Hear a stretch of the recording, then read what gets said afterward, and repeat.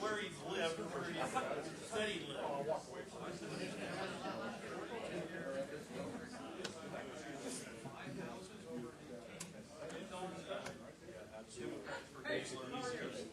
Hi, Norm. I'm well. How are you? See, Mark's all dressed up.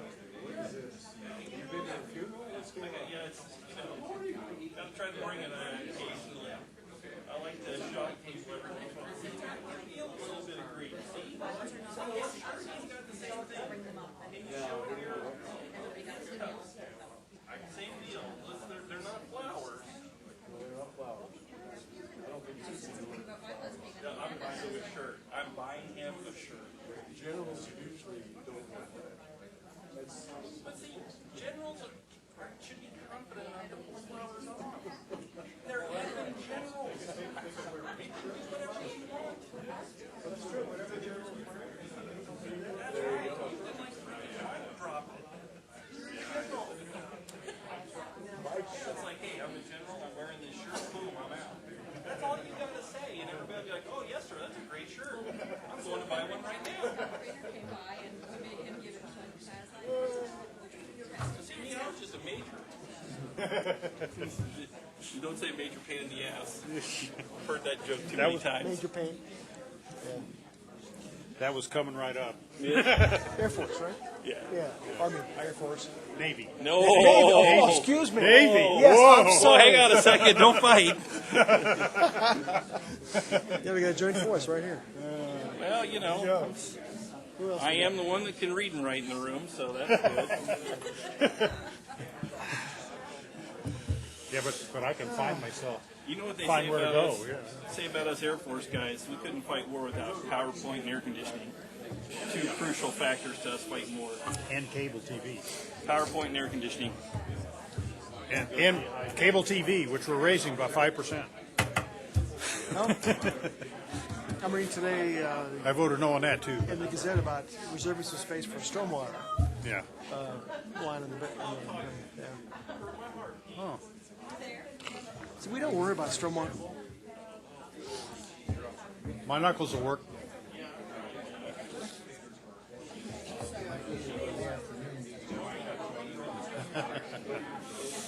Okay.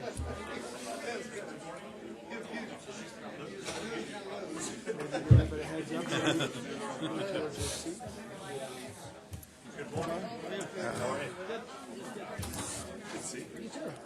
Andy, good morning. How you doing? Good. How are you? Pretty good.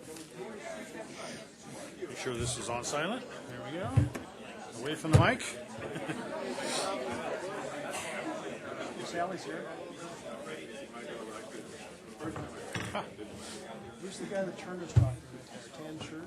I was sitting there waiting to find out.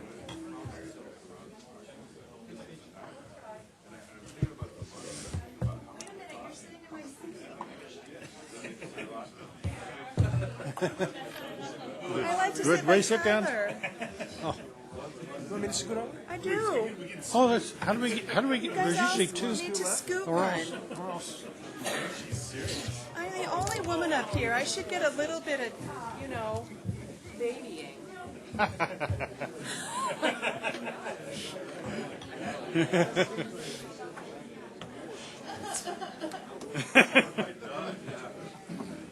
I'll just stand here.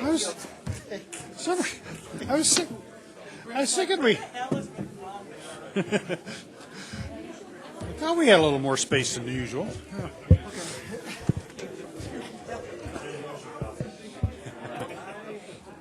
We're ready to start. Everybody has your attention. Okay. Good morning. We'll go ahead and come to order. I do believe we have quorum. So first item up, introductions. I'll go around the room. Andy Pico, Colorado Springs City Council. Delaware County, Norm Steen, Commissioner. Jill Gabler, Colorado Springs. And Tyler Stevens, Green Mountain Falls. Sharon? Sharon Thompson, who can't seem to find her packet in her computer from the city of Fountain. Turner Smith, trustee, Town of Rima. Nicole Nicoletta, Mayor, Manitou Springs. Good morning, Pat Carley, Air Force Academy, 10th Air Base Wing Vice Commander. Good morning, Colonel Tim Ryan. I'm the 21st Mission Support Group. I'm not Colonel Todd Moore. He's my boss, but I am from Peterson. Mark Dwelby, Park County Commissioner, still. Still. Scott, Colorado Transportation Commissioner. Hal Allgaier, Director of Public Works at Fort Carson. I'm sitting in for Rod Chisholm, our deputy down there. Terry Storm, Military Affairs Council. Karen Rose, CDOT Region 2 Director.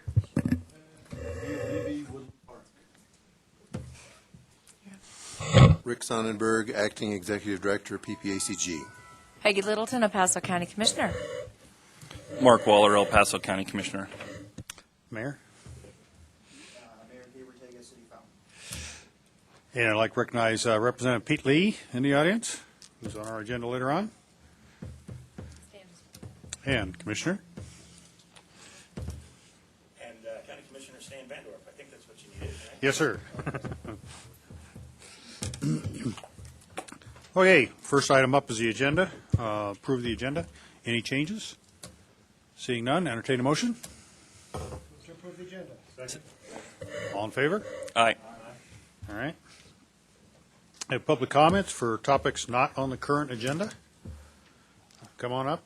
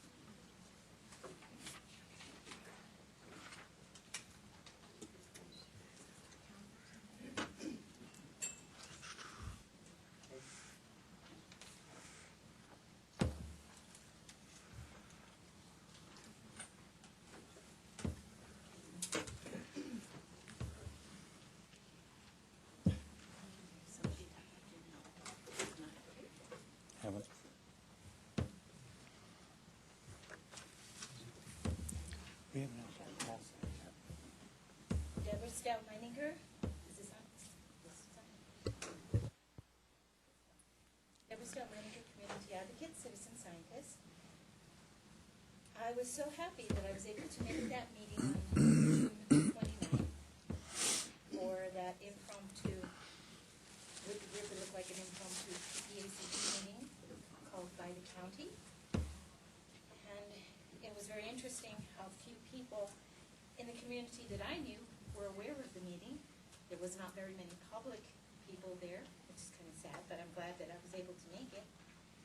And the fact that it was covering about ballot initiatives for extra money for the I-25 gap and a rough reference. Oh, okay.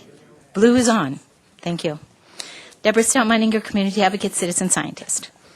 For the record, the I-25 gap ballot measure that was proposed, the OEM consolidation for the entire county that was proposed as an idea, information about marijuana and the 400 illegal grows across El Paso County that Commissioner Mark Waller was nice enough to reference, and the homeless initiatives. The two that interested me the most was the I-25 gap creative funding ideas. So everybody I'm talking to who didn't know about that, as I talked to them at smaller meetings in the groups, I recommend that they look at that twice, because anything that rocks the original parameters for the RTA money is a very, very slippery slope, because too many times when the rules and regulations are changed, that just leaves it open to abuse. So I'm telling people that I talk to not to say yes for any initiative, even if it does go to a ballot, because those rules are there for a reason. And the people that are on the A and the B list are the ones that should be most important, not widening a road that even Denver doesn't want to talk about yet. It's not like nobody can get between here and Denver. They do all the time. Also, I handed out a little ditty that I got an update from FEMA, that obviously they're concerned about hydraulic fracking as well. Now, I did not know that that particular government agency had any involvement with it or not. It was a little confusing at first when I read it, but evidently they have a concern about things like the surface apertures, which is the machinery for the drilling, although they don't care about what happens underground. They do care about what happens to things like the wastewater. Considering the volume of wastewater that comes from fracking, this concern is something I'm bringing up because of the water contaminations issues with the PFOAs that are still currently a part of that, fracking wastewater, and something that has still not been addressed by any city or county or utilities company in a public venue as far as accountability for the PFOAs in our water that is recycled wastewater from utilities, as well as, which was in the Whitefield alluvial plain, as well as what is being dumped without monitoring in El Paso County, as well as the counties surrounding us, which are part of our watershed. They're all like little puzzle pieces. But the fact that we're only just pointing the finger at the military still makes me concerned, because according to our calculations, they're only about 1% of the problem. 99% of it is that other source. And that still needs to be addressed in public by all utilities and the cities and municipalities. And I thank you very much. Okay, thank you, Deborah. Anyone else? We have today Representative Pete Lee with us. You have on the agenda. Get an update from the state. Good morning, Mr. Councilman and members of the Council of Governments. I was invited here by Jessica and you all without an agenda, so if you have questions or things you want to ask me about, I'm prepared to answer any of those questions, give you any insights I've got into the just concluded legislative session. But let me start by saying I think we had a terrifically successful legislative session. The Colorado legislature, as distinct from Congress in Washington, is highly effective, highly efficient, and actually passes bills and gets things done. During a 120-day legislative session, we passed over 400 bills, considered over 600 bills, and every single bill that passed was bipartisan. The House is controlled by Democrats. The Senate is controlled by Republicans. The governor is a Democrat. So every single bill that passes has to get through both the House and the Senate. So bipartisanship is the order of the day for success in the Colorado legislature. I personally focused on a number of issues. I'm, as chair of the Judiciary Committee and having an abiding interest in that, I worked on bills to reform, transform the criminal and juvenile justice system. I worked on one for the Division of Youth Corrections. If you have been keeping up with what's going on in the Division of Youth Corrections in Colorado, it is a barbaric, medieval environment in which those young children are held in. They're put in solitary confinement, in shackles, physically abused. Look at the report, Bound and Broken. It's on the internet. So we attempted to reform the Division of Youth Corrections. I was successful in passing another bill to alter the trajectory of young people by providing for automatic sealing of juvenile records. When kids pick up offenses as juveniles, the only way those records get sealed, despite rumors to the contrary, is they have to go in and petition and jump through a bunch of hoops, pay money to get their records sealed. So under my bill, records of juveniles, most of them, low-level, mid-level, including municipal offenses, get sealed when the case is over. So if they're found not guilty, if they finish a deferred sentence, if they get off probation, the record is automatically sealed so that they can go on and move forward. I also had a bill which is denominated as House Bill 1326, which impacts significantly Colorado Springs. Its title is Justice Reinvestment Crime Prevention. Pardon, it's a two-part bill, and it's calls for a pilot program in 2 communities, Aurora and Southeast Colorado Springs, 2 areas that are highly impacted by crime. So what this bill did, and it passed with significant bipartisan support and was co-sponsored in the Senate by Colorado Springs' own Senator Bob Gardner.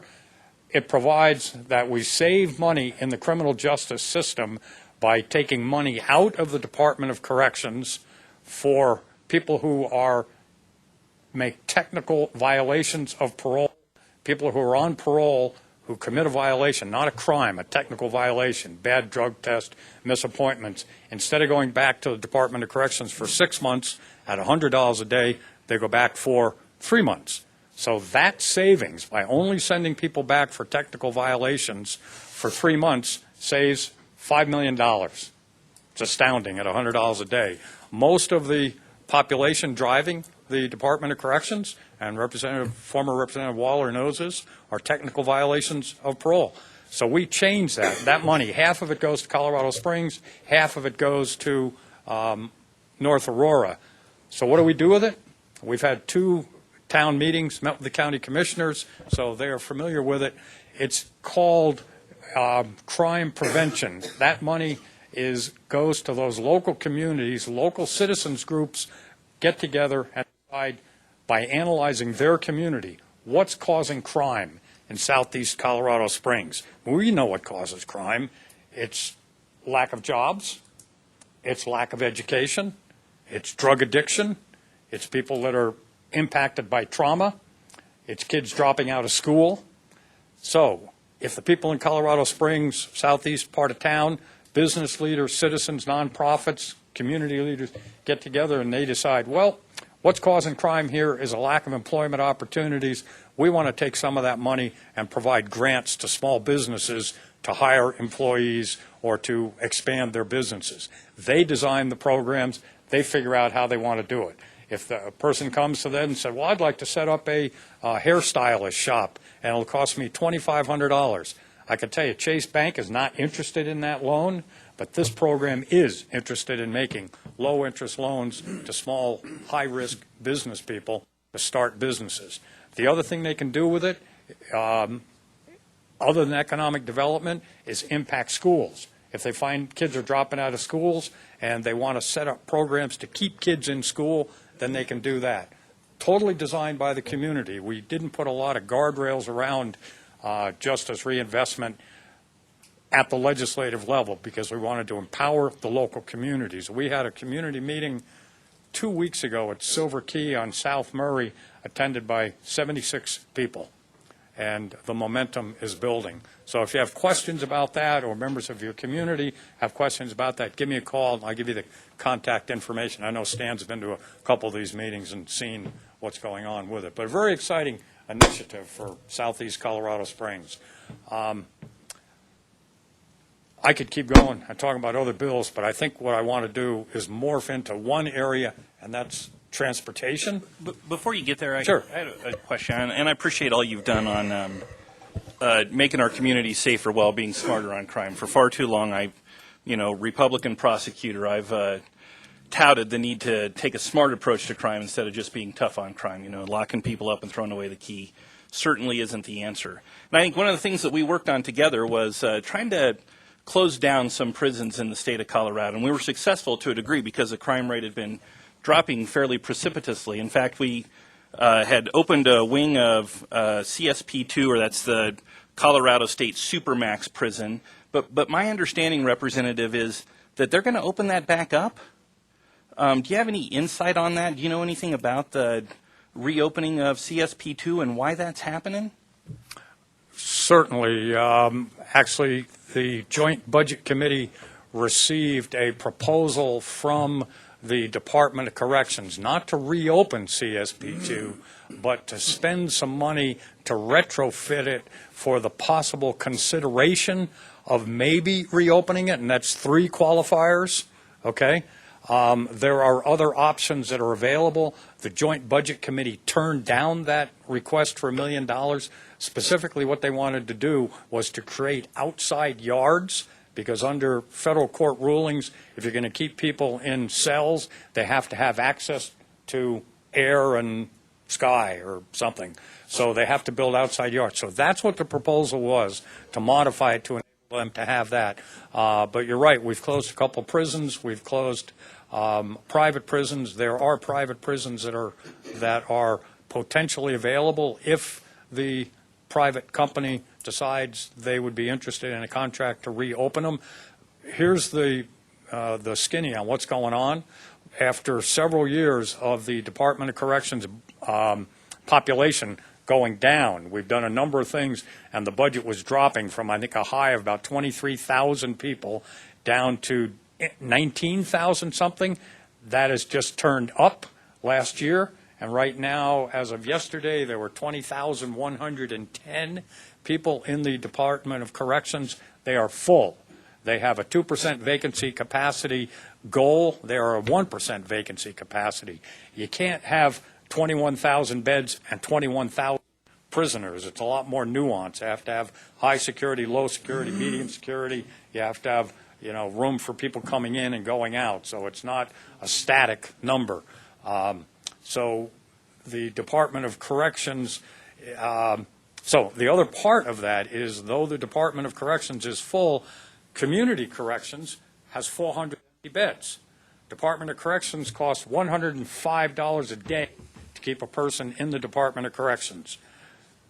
Community Corrections, and we've got a couple of them up on North Nevada, is $50 a day or less, plus the people in Community Corrections pay to, I think, $8 or $10 a day to be there.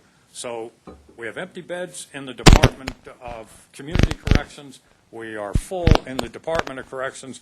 Logic tells you, why aren't we moving people from the Department of Corrections into Community Corrections? So that's the big question that we have, Representative Waller. Why is that not happening? And we have a little study group with a friend of yours, Christy Donner, meeting with parole and all those folks to find out what's going on. Why do we have, and the graph of the population in ComCorps, there's about 3,500 people in ComCorps statewide. The graph of their population goes like this, 4,500 down to 3,500. So why is the number of people in ComCorps going down when the number of beds is large and increased? So no plans at present to open CSP2, but you'll be my second phone call if I hear that. Thank you. Trustee Smith?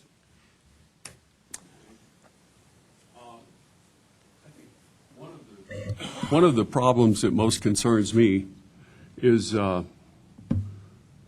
the criminal element of, I'll go ahead and say the marijuana cartel that operates within this state.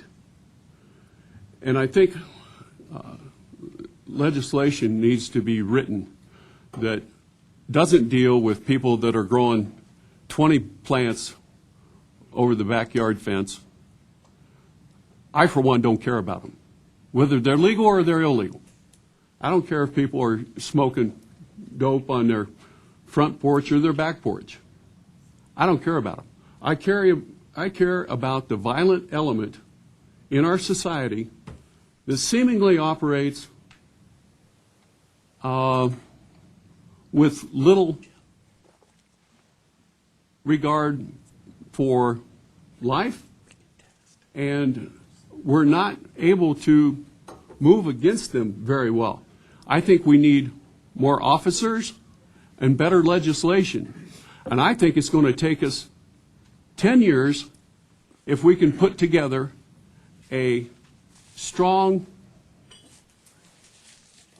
group, community-based effort that gets in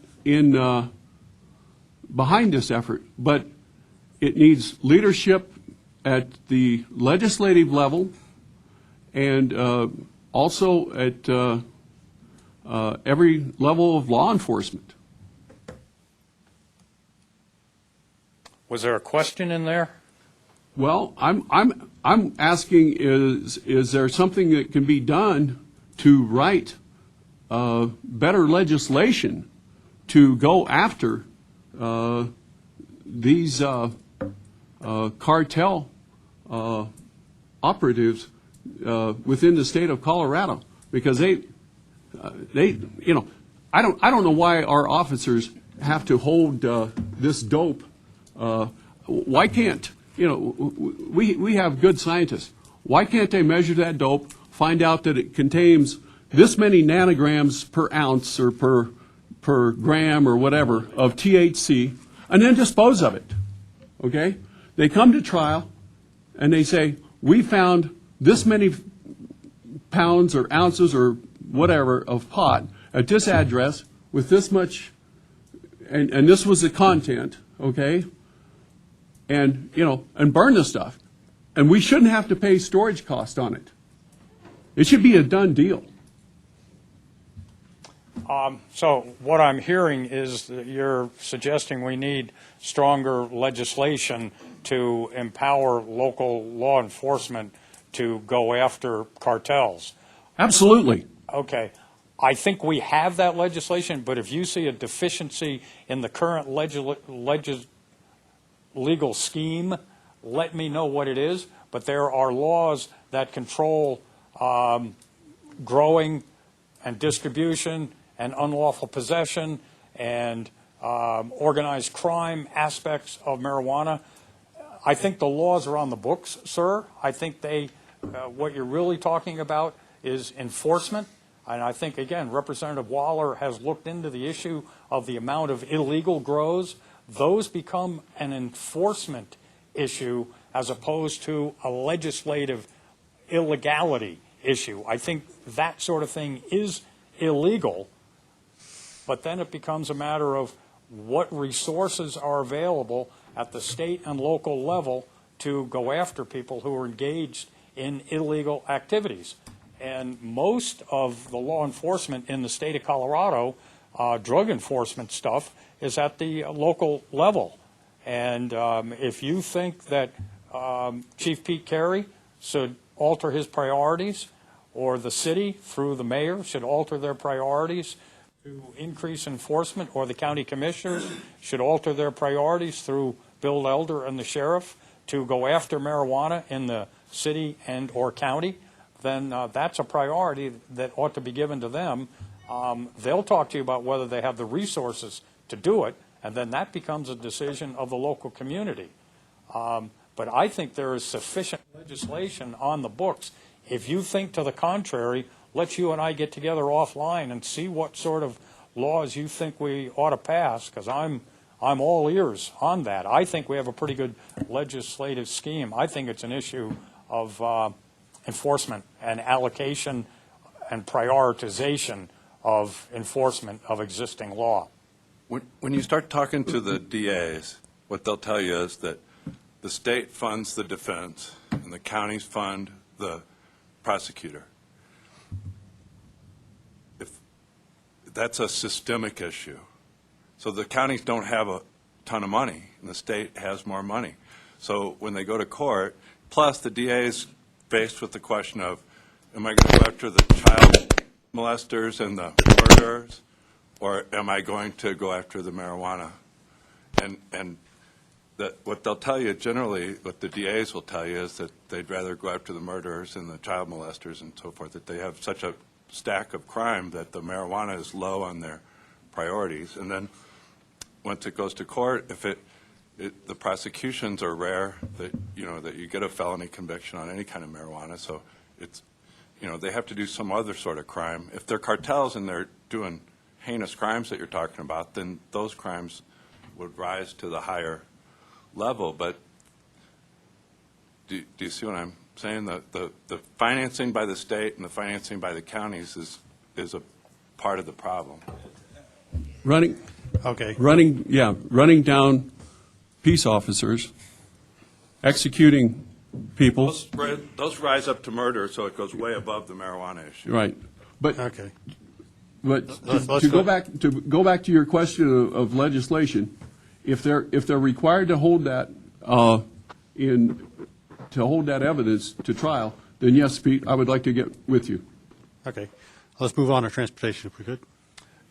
Sure. There were two significant transportation bills that were presented to the legislature. There were other smaller bills, but the two significant ones, one of them provided, dealt with like the hospital provider fee and a half a dozen other issues, but also included in it some money for bonds, and that one passed the legislature. It's a small little bill with a small amount of money. The big bill, and I apologize, I'm just not good at remembering bill numbers. 1242 was the House bill. Okay. Is that the one you and I were talking about? Okay. House Bill 1242. Thank you. The bill had the support of the Speaker of the House, Democrat Crisanta Duran, the Democratic Chair of the House Transportation Committee, Diane Mitz Bush. So it was slated to pass the House, and it did pass the House. In the Senate, it was sponsored by Senate President Republican Grantham and Senate Republican Chair of the Transportation Committee, Randy Baumgartner. So it had the Republican support in the Senate as well. Because of the torturous path that it had to go to in the Senate, it went to the Senate Finance Committee, which is controlled 3-2 by Republicans because it's in the Senate, and the Senate's controlled by Republicans. And the bill was defeated in the Senate. So the bill didn't get out of the Senate and therefore died. What that bill would have done, again, I'm light on specifics now because that was, months ago, but it would have provided an issue to go to a vote of the people to decide whether or not they wanted the state to issue bonds to support funding for roads, bridges, and transportation. And if you have more details, that's my overview of it. It was a lot more nuance than that. It provided local money and local community money. It prioritized projects so that I-25 widening between Monument and Castle Rock was up at the top of the priority list. Well, it was. There wasn't a list associated with that piece of legislation. Well, DOT has the list. And But it was not associated with that piece of legislation. I'm sorry. But well, I don't want to get in an argument with you, Mark. No, but what happens make is sure we're accurate. DOT is empowered to spend the money, and they go to their list. So I'm pretty well convinced that that would have been there. But anyway, the bill went down in the Senate, and that was the end of it. For whatever reason, the Senate rejected that bill, so we don't have that particular issue of transportation funding. So that's sort of the story of what happened to the transportation bills. Okay, Commissioner? Thank you. So, I think, Representative, the big issue then is going forward. Okay, 1242 didn't pass, and maybe you can make a case that there should be new revenue developed for transportation in the state of Colorado. I think, quite honestly, that's just a little bit hard to pitch to my constituents, seeing as how the state budget has grown almost exponentially in the last few years. Yet somehow we don't have money for transportation, but we can put that discussion aside for now. I think really the issue becomes what's going to happen moving forward. What are Democrats and Republicans willing to do together next year to make sure transportation funding happens? Because it's not enough, I think, to just throw our arms up in the air and say the other side's not working with us, and we can't do it because the other side's not working with us. What sort of compromises are Democrats and Republicans willing to make? Because it takes compromises on both sides in order to make this happen. So what's the plan moving forward? I don't know. I don't think there is a plan. We just closed the legislative session, so people are kind of licking their wounds and relishing in their victories and looking forward to what's next. So I don't know what plans there are to get together to talk about transportation. It's on the top of everyone's list, but in terms of meetings going on right now, none that I'm aware of. And, if you've got thoughts and ideas, I would urge you to share them with your friends and associates. Well, you're one of my friends and associates, so I'll be happy to share those thoughts and ideas with you, as I am with other folks. Go beyond me, quite frankly. Sure. Because transportation isn't, that isn't the hugest thing in my wheelhouse. I'm not on the transportation committee. I'm not involved in a lot of that stuff. You really need to tie into the people that are on transportation committee. And I understand that. But I'll talk always. I understand that, but I would make this impassioned plea for you moving forward. I would ask that transportation is on the top of your list in the next year and become something that's in your wheelhouse, because it needs to be in the wheelhouse of every one of the 65 members of the State House, and it needs to be in the wheelhouse of every one of the 35 members of the State Senate. And quite frankly, and most importantly, it needs to be in the wheelhouse of Governor Hickenlooper. We have ignored transportation issues in this state for far too long. I just read an editorial in the Gazette that said, talking about the gubernatorial race moving forward and how transportation issues, that's all they need to talk about. That's it. Because that is the critical issue facing this state moving forward. And I appreciate everything you've done in the criminal justice arena. You've done some great stuff, absolutely. But please, please, please make transportation your number one priority moving forward. Thank you. Representative Lee, what is the best way for us to, if we have a position as a PPACG board or as individual entities, to get hold of you, the fastest way if we have a position on a bill to get that to you? Call me. Okay, so you'll make sure we all have your cell phone number and...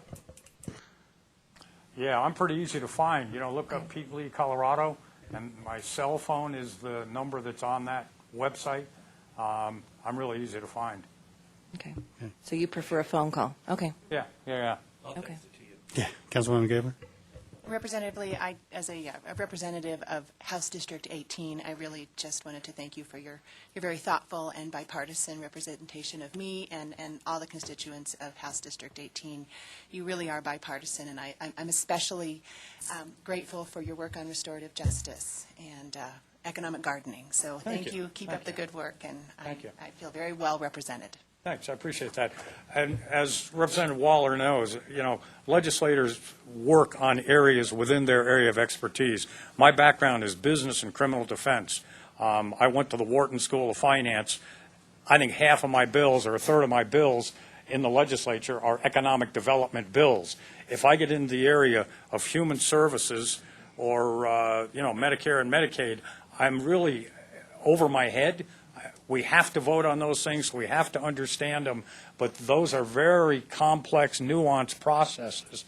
We're there because of term limits for 2 years at a time, maximum of 8 years, to become an expert and extremely knowledgeable about all areas of state government is extremely difficult to do. So what most legislators do is try not to be a Renaissance person, but to focus on areas where they do have expertise. In response to Representative Waller's plea, I was on Transportation Committee for 2 years. I voted for the transportation bills. I've supported transportation bills. Am I going to take the lead on transportation bills? No, I'm not. It's just not something that I have that detailed. I don't understand maps and whatever all those local organizations are, but there are people who know that stuff encyclopedically and can argue it. And Diane Mitz-Bush in the House and Representative Baumgartner in the Senate know that stuff inside and out. What I say to you is, if you want those bills to pass, you got to talk to your individual legislators and get them on board. Look up your individual legislators, see how they voted on these bills. And I think when you see how they voted on the bills, you can see where there's an opportunity for you to exercise your influence and express your viewpoints. All of their votes are public, and you can see them. One last one. I'd like to point something out, that Mr. Waller is now a commissioner. He's from the House Representatives. He should be referred to as a lowly House member, a county commissioner. In all due respect, my understanding of protocol is that you refer to a person by the title of their highest job that they've had, and state is above county commissioner in one hierarchy. but I defer to you. Commissioner Waller, I'll answer however to you want to either. be identified. I'll answer to anything. You know that. I usually just call him Mark.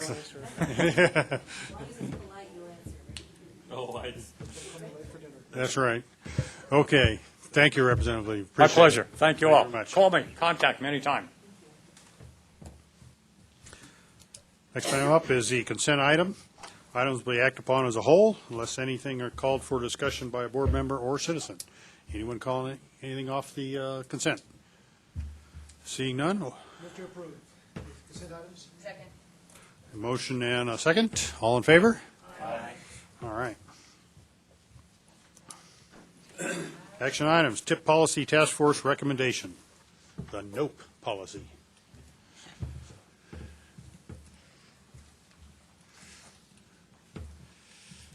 Good morning, everyone. Kevin Reyes, Transportation Planner here with PPACG.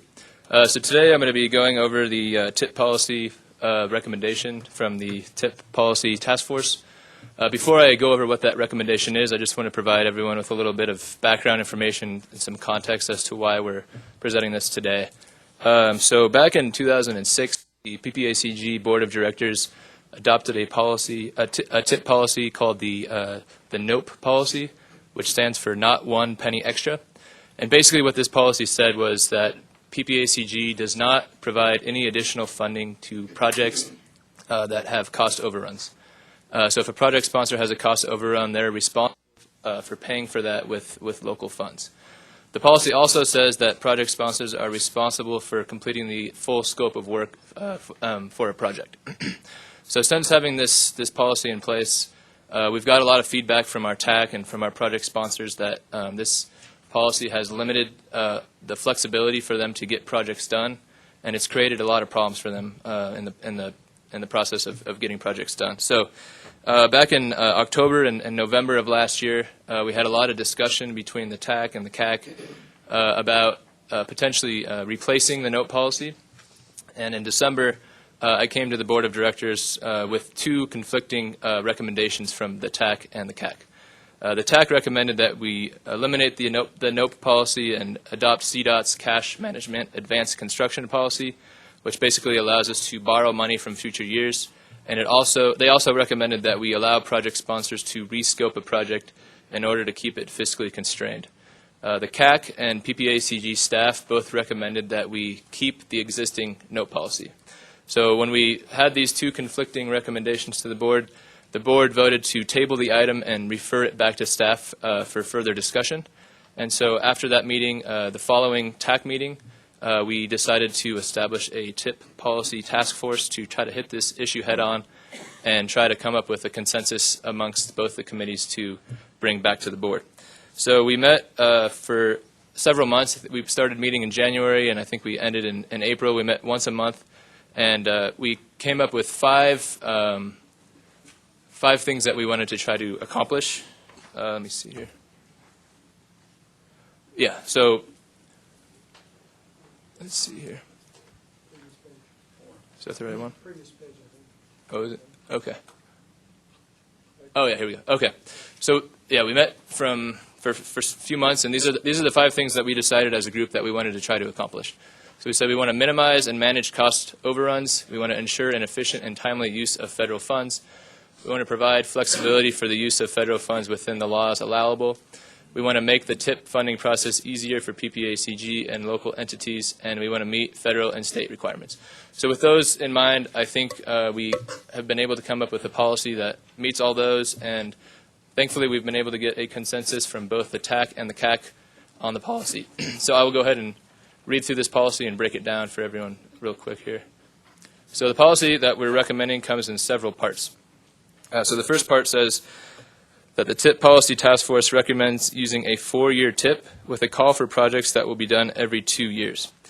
Shortening the length of the TIP from 6 years, which is what the current TIP is, to 4 would help project sponsors more accurately forecast the cost of their projects and thus help avoid potential cost overruns. So by eliminating 2 years, we're taking out 2 years of potential inflation and things like that. So that's the first part of the recommendation. The second part says the TIP Policy Task Force also recommends allowing project sponsors to address cost overruns by applying the following to the committees and board of directors. So first, allow project sponsors to use local funds, allow project sponsors to use additional money from unanticipated sources and project reconciliation. So unanticipated sources could be when at the end of the fiscal year for CDOT, sometimes they have additional funds. That could be an unanticipated source of funds. The third bullet says, allow project sponsors to change the scope of work for a project.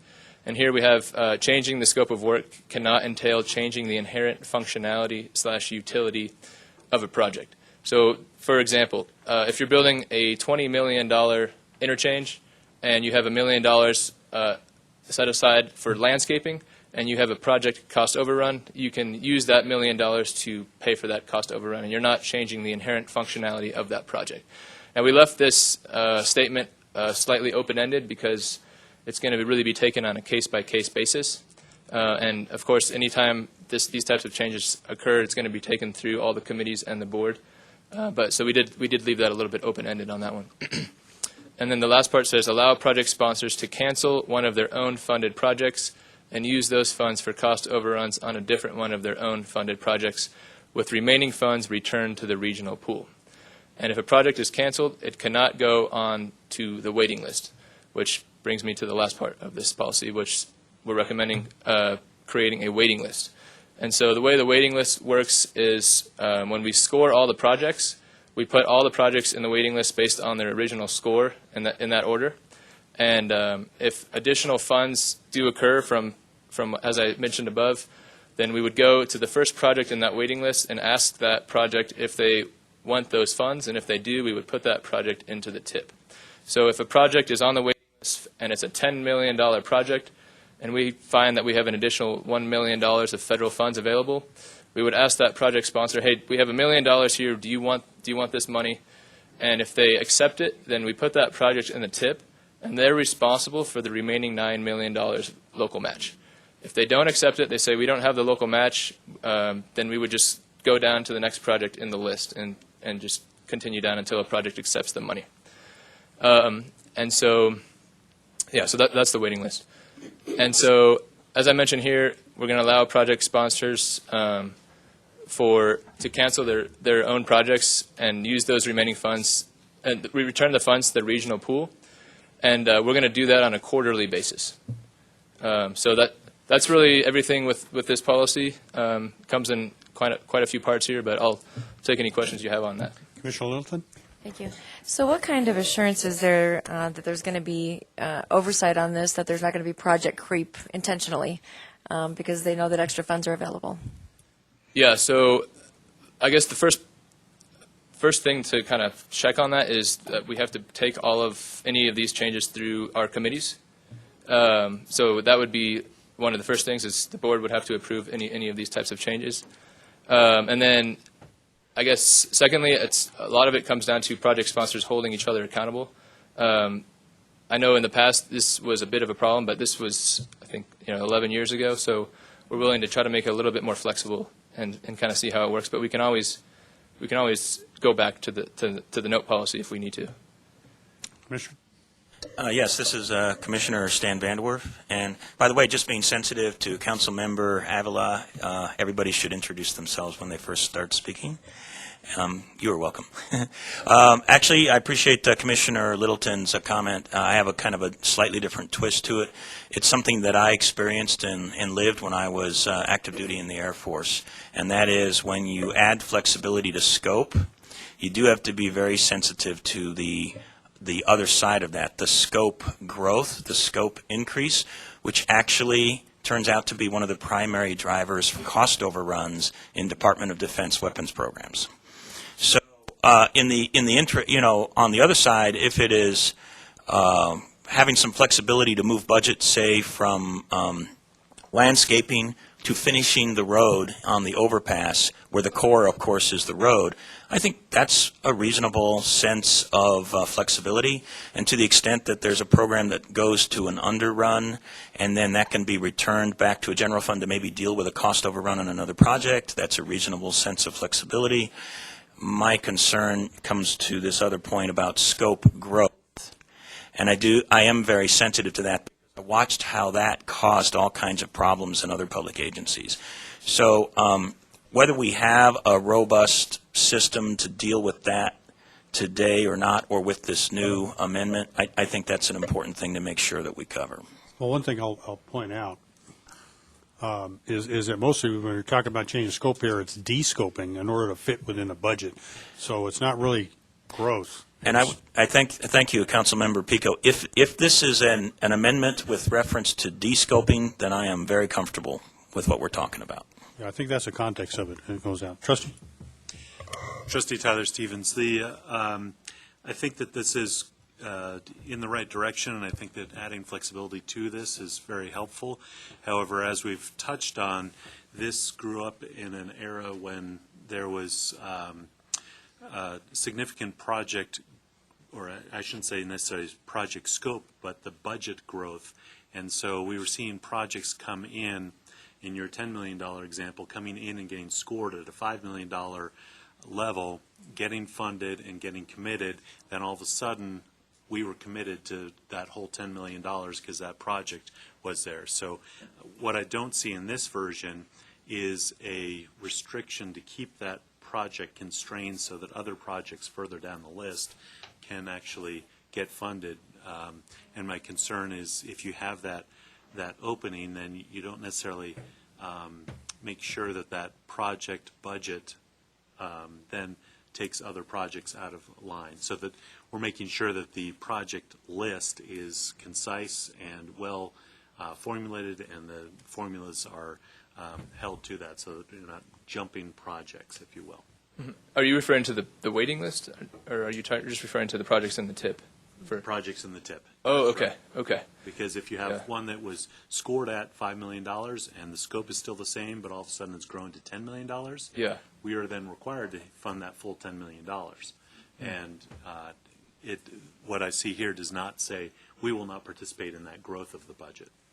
Okay, so it sounds like I guess that's a different point than him, but I guess to your point here of you're insinuating that a project sponsor could underbid their project during the scoring process. And it may or may not be intentional. It also just could be time. Yeah. You know, when it was originally drafted and scoped, it was looked at $5 million. We have plenty of money. Now that we're 5-10 years down the road and actually doing the project, we're looking at a $10 million project. We saw it on Cimarron. That's another example. You know, and so making sure that we're putting some backstops there, and maybe there's some flexibility there for exceeding circumstances. But I think generally this is changing that discussion, and I appreciate the flexibility, but I also want to see that backstop to say, hey, this has been scored, and we've gone to a very formula-driven TIP list, and because of that, those numbers and that budget and those ratios are very important, and so that is a significant prioritization process within a regional transportation system. Yeah, I think that's a great point. I think one possible way of trying to stop that is kind of inherent in here with allowing project sponsors to cancel one of their own projects. So they can't cancel somebody else's project. Right. So in a lot of ways, they don't have a lot of. It's not really in their best interest to do that in a lot of ways. But I definitely see your point. But hopefully, just only allowing them to cancel one of their own projects would be a way of stopping that. But it's one of those things. I think as we work through it and as we kind of do it a little bit, we can always tweak it and kind of see how it works. But we've tried to think about every possible scenario, but of course that's never possible in these types of things. But hopefully, we've covered most of those bases. Trustee Smith?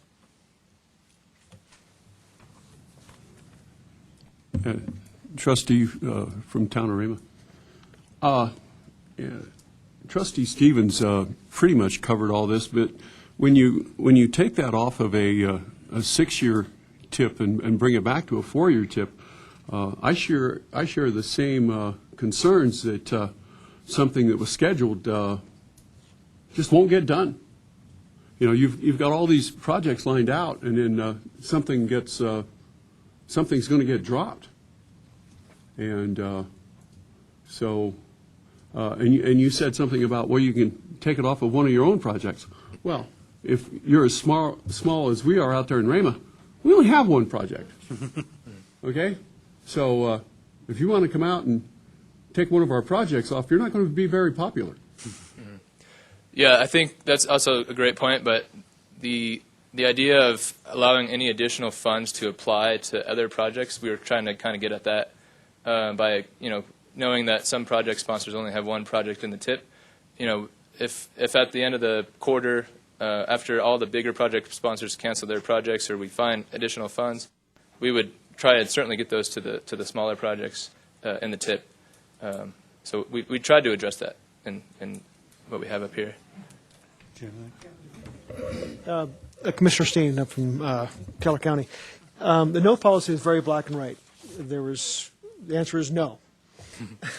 This policy moves into a lot of gray area and contemplates a whole new process for moving projects onto waiting lists and rescoring them and so on.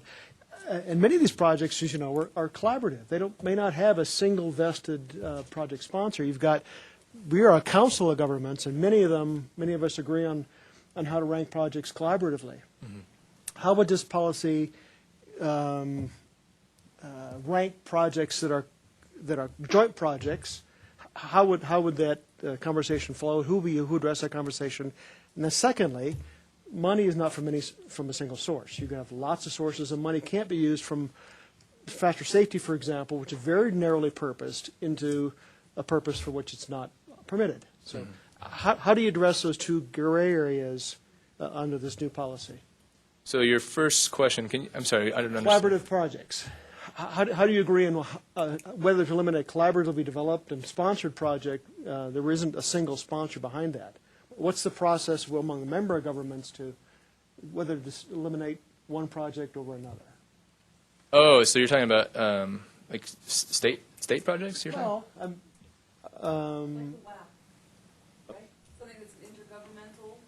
Is that what you're talking about? It's an example, yeah. You've got Colorado Springs, the county, and Manatee Springs involved in something. Right. How do they? What's the Yeah. process? That project may have a low priority for the county, but a high priority for the city, Springs. And the county says yes, kill it. The city says no, I need that one. What's that look like? Yeah, I mean, I think that would just be really taken on a case-by-case basis. There's just one of those scenarios that there's so many different possibilities that. So address through the TAC and the CAC, and then eventually Yeah, to this board. and I think that's kind of why we left a lot of this a little bit open-ended, because we know that it's going to go through the committees, and it's just one of those things where when the time comes, it's going to have to be addressed. Okay, and then secondly, the different colors of money. Yeah. So, I mean, that would just be whatever funding sources, whatever project can be funded by a specific funding source, that would be what you would use. Right. So if you have a project in STP Metro that has a project cost overrun, and you cancel a project in CMAQ, you're probably not going to be able to use those CMAQ funds for that STP Metro project. So a project which has scored the highest may not necessarily qualify for a new infusion of funds because those funds couldn't be used for that particular project. Right. Oh, are you referring? You're talking about the waiting list? Well, any of the lists. Okay. So when you move, you can't automatically go to the highest scored project because how that project's funded. Oh, yeah, I see what you're saying. Absolutely. Yeah, I think, I guess I should have mentioned. So we're using. What I'm saying, there's a lot of gray area here you're proposing. Yeah. And there needs to be a process for addressing gray. Mm-hmm. Black was easy. Absolutely. I think we discussed the whole funding source issue you mentioned, and I think it was just kind of, we didn't write it on here, but we just said basically it's just going to be whatever the funding source can fund is what it's going to pay for. And when it comes to the waiting list, I used the Dr. Cog example. They use a waiting list up there, and they have it broken out by funding source. So we can certainly amend it to apply to that. So we could have all the CMAQ projects ranked in one column and all the STP Metro projects, stuff like that. Okay. So that would be one way of addressing it. Yeah. Mm-hmm. Getting after complexity is a tough one. Yeah. All right, thank you. Trustee Stevens? Tyler Stevens, Green Mountain Falls. One thought that I had as we're looking at this, I appreciate the work of pulling these both points together as well as how to address the cost overruns. And perhaps this is a further amendment to our current standing no policy that says the Board of Directors would look at these situations and these considerations in overturning our own note policy, because there's no reason that we can't overturn our own policy. It's simply a board policy. But if we have it standing, we now have some criteria that says, yeah, we're willing to look at this and say, yeah, there are some extraordinary circumstances where we might say, yeah, we will go against our own note policy, and here's why. I think that if it's been a barrier in the past to get projects done and effectively work through our tip list, I think that what we might say is, yeah, we're willing to look at this, and we may not be aware of it, so please take these points into consideration, bring it to us, and we might overturn that. I think that's what this does. Well, I think this replaces the note policy. Well, it does, but I mean, that's kind of the process that it's putting in there. It's Understood. I'm saying keep the note policy, but then add a sentence saying, in order to overcome the note policy, we would like to see these things. Mayor Nicoletta? I think it's a good policy, and I'm in support of it. I think that this board asked staff to come back with this, right? We weren't pleased, all of us anyways, with the note policy. We had staff that wasn't pleased with it. We had folks in the county and all of our member entities that weren't pleased with it. And I think that maybe the funding source piece is a really good question, the collaborative piece when we're on collaborative projects. But I think it's all going to go through the same process. It will be almost what, we're talking about with the appealing. You said the word appeal, right? We wouldn't even need that. It's just, this is the process. Here's what you're asking for. We're willing to make the change. You guys are willing to put your funding where it needs to go, and it's kind of, it's up to each project management team, personally, I think. So I think it's good. Gray is difficult, and you do need a process for gray, but I think we have that. The fact that the TAC and the CAC agreed on this, I think, is huge, and they took their time. I'm willing to give it a try. Trustee Smith? Is there a percentage of cost overrun on this? Is there a 10% limit on the project cost? No, I don't believe that's in there, is it? Oh, no, we didn't add any of that in there. Although some will qualify, most projects have a contingency built in, which allows for some room, right? Yeah. Just you pick the 10 to 15% contingency in the event that you hit some unknown rock formation or a gas line, or, God forbid. Not that that's ever happened, no. But, no, I don't think there's a specified amount in there, but I think, if you hit something that's going to make the project unable to proceed as it's presently funded, then it kicks back and it runs through the CAC, the TAC, and comes to us. I mean, that's the bottom line, is that this process will kick it back to us rather than just, letting it run. Does that answer your question? So if this were passed in its current form, this mechanism would bring a cost overrun back to this board? Yeah, actually, well, the CAC and the TAC will review it, send a recommendation to this board. That's correct. On any overrun and any reallocation, because we own the tip. I mean, that's the bottom line. We own the tip. Any other questions, comments? Yes. Kathleen, come on up. Kathleen Krager, Colorado Springs traffic engineer. I just wanted to tell you first that the city staff does strongly support this over the current NOPE.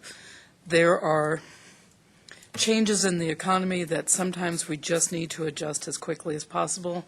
We have that potential with our PPRTA projects, and we're able to keep projects going and work it out. And it has been a problem here with projects that are being federally funded, and I think there's a better way to handle it. I also wanted to give you some reassurance on the communities working together to get the most important projects on the tip. When we get the scoring The scoring is a very nice mathematical thing to do, and sometimes it just doesn't work all that well, or it doesn't make sense, or we have a priority that simply didn't make it to the top of the scoring. The TAC people, for as long as I've been involved at PPACG, work very well together to determine what's important for the entire region and also what's fair for all of our members. And then we will do adjustments. So, for example, if the city needs to withdraw a proposal in order to move a county project up to where it should be, we will do that. And it's happened every single time that we've had the process go through that I've seen, and I'm sure that all the members of TAC will continue to do that. So all it requires is that you feed us sugar and hopefully chocolate while we're working on it, and then we can make those adjustments. Thank you. And lots of caffeine. Yeah. Any other comments, questions? Seeing none, open for a motion. Second. Have a motion and a second. Any last call? All in favor, say aye. Aye. Any opposed? The ayes have it. Thank you very much. Okay. FY 2018 and 2019 Unified Work Planning Program. Good morning. Ken Prather, PPACG Acting Transportation Planner, or Director. The 2018-2019 Unified Planning Work Program, which I'm going to call the UPWP for short, is essentially the draft work program for the Transportation Department for the next 2 years. It identifies the federal funds that we think we're going to get that come from FHWA through CDOT, and then come down to us on a reimbursement basis, meaning we have to spend the money first, then we submit the invoices to CDOT, and they reimburse us our 82.79% federal funds each month. It's a document that we have to prepare every 2 years. We amend it at the end of the first year to show any reconciliations or extra money that may have come in, and also to make any corrections to the federal planning amount for the second year. So it's a routine amendment at the end of the first year.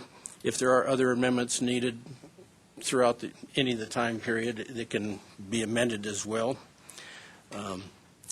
As in the current UPWP, we are proposing to approve a new tip next year, and that'll be the 2019 to 2022 tip.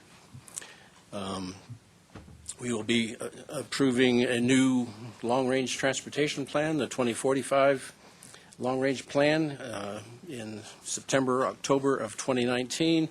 We will have to draft a new UPWP in 2019 and have it approved for another 2 years, and then all of the supporting activities that go into those major products. The amount of money we're receiving is just a little over $2 million. It's $123,000 more than what we had for the last UPWP. The way the planning funds work, CDOT gets its apportionment from FHWA and FTA, and out of that entire apportionment, the statewide MPO planning funds, I think about 1.25% are taken from that amount, and then it's split up amongst the MPOs based on population. So that's the source of our federal funds. I'd be happy to answer any questions about them, about the UPWP. Any questions? Comments?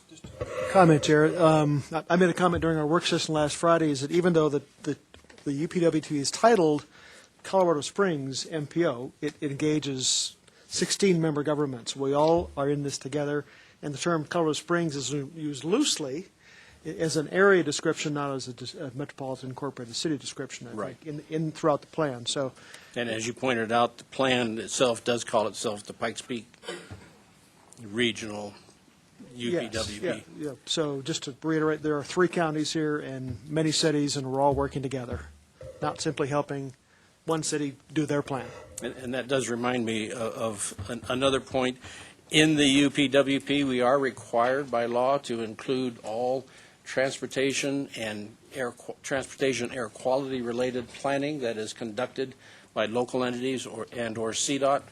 Although there is no legal implication of approval or disapproval, if one of those planning studies is or is not included, but we are required to demonstrate it and include it for regional coordination and public notice.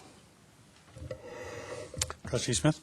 Mr. Chairman, Ken, what was the reason for the increase in funding for this year? Is that population driven, or were you able to gather more information for the government?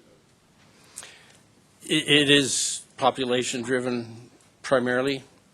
For the most part, every year federal funding is going up slightly. Sometimes it drops down because the feds will change their obligation authority as to how much we're allowed to spend, even though the law may have allocated more money.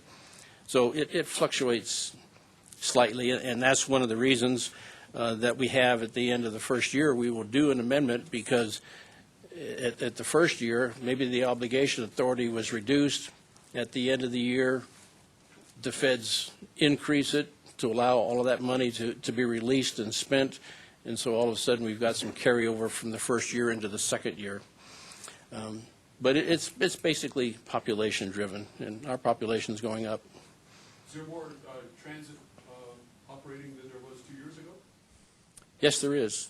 What would be the percentage increase? You know that off the top of your head? No, but I do know a transportation expert back here. Not off the top of his head, he does. No, I don't know, but if the transit receives its own funds from the FTA, and they're separate, they're not included in here. We do get from the FTA some funding along with FHWA, and it comes together in a combined block grant for our MPO planning purposes. That was a nice increase. Thank you, sir. Any comments, questions? Seeing none. Ready for a motion? Second. Motion and a second. All in favor? Aye. Any opposed? Ayes have it. Thank you very much. Thank you. Okay. We've been at this for an hour and 10. I want to take about a 10-minute before we hit the reports.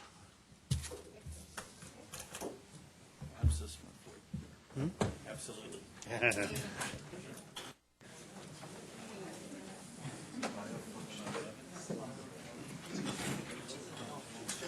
That's right.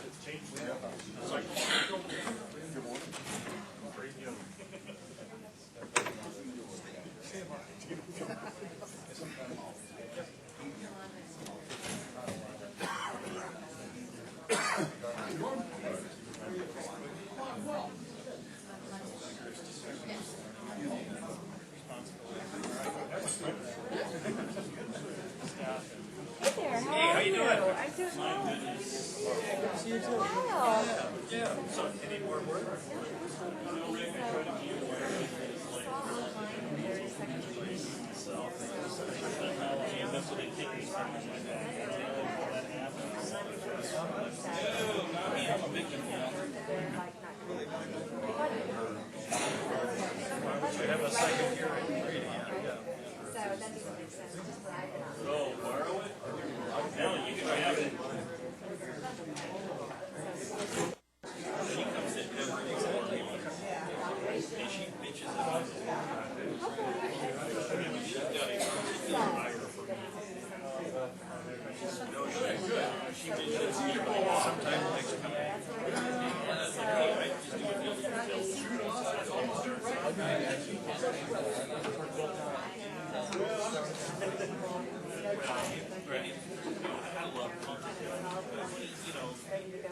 I'm nonpartisan, I'm bipartisan, I do all this, and I'm going to blame the Republicans for this. Come on. What's that? Right. When you can do stuff, it's all bipartisan. When you can't do anything, it's Republicans' fault.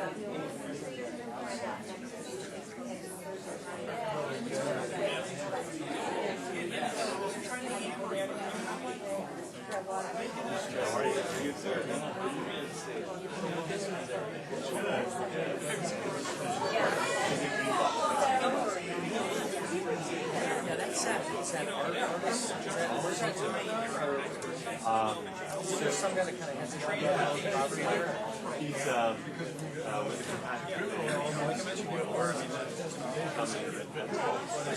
so he just loves your little area.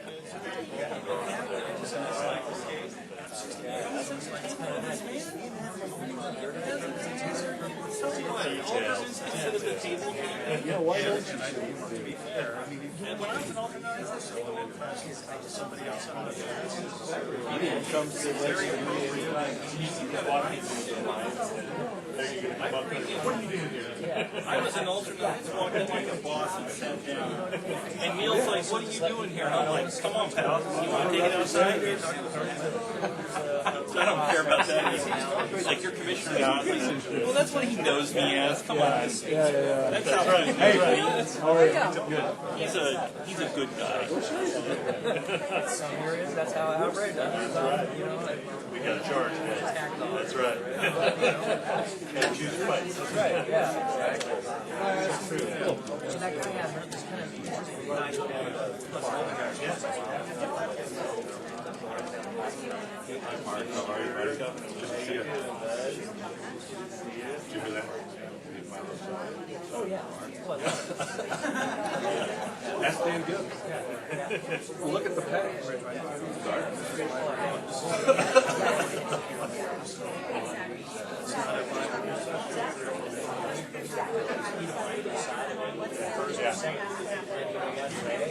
Where did you have the most actually authority? That's right. What was your best job ever? That's right. Mayor. Yeah, paid last week. Yeah, you told me that. No, that's my favorite job. I mean, I have rental property. One of my houses, I'm going to go back to that. I rent it to a guy for $2,500 a month. My pay as a commissioner is like $35. They don't get much of it because I have all those rental properties, so I don't get very much from that. You've seen the price of inflation in rental really? Oh my God. Yeah. I have the same boat in your also. I couldn't get half of what I'm getting now 4 years ago. I had a girl one time, when I first got my first rental, it was $400 a month. And this girl got in my face and she's spitting mad. She's going, $400! Yeah, pretty much. 30 minutes. That's right. Barely. We are close to record. Wish my house was that close.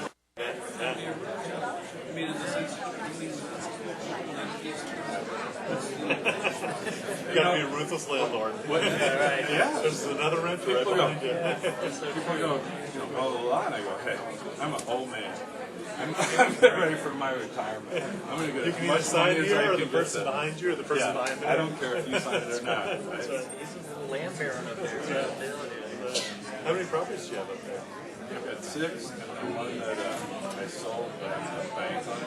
Okay. And that's what I want to do to follow. Yeah. So it went from $750 a month to $1,000 a month.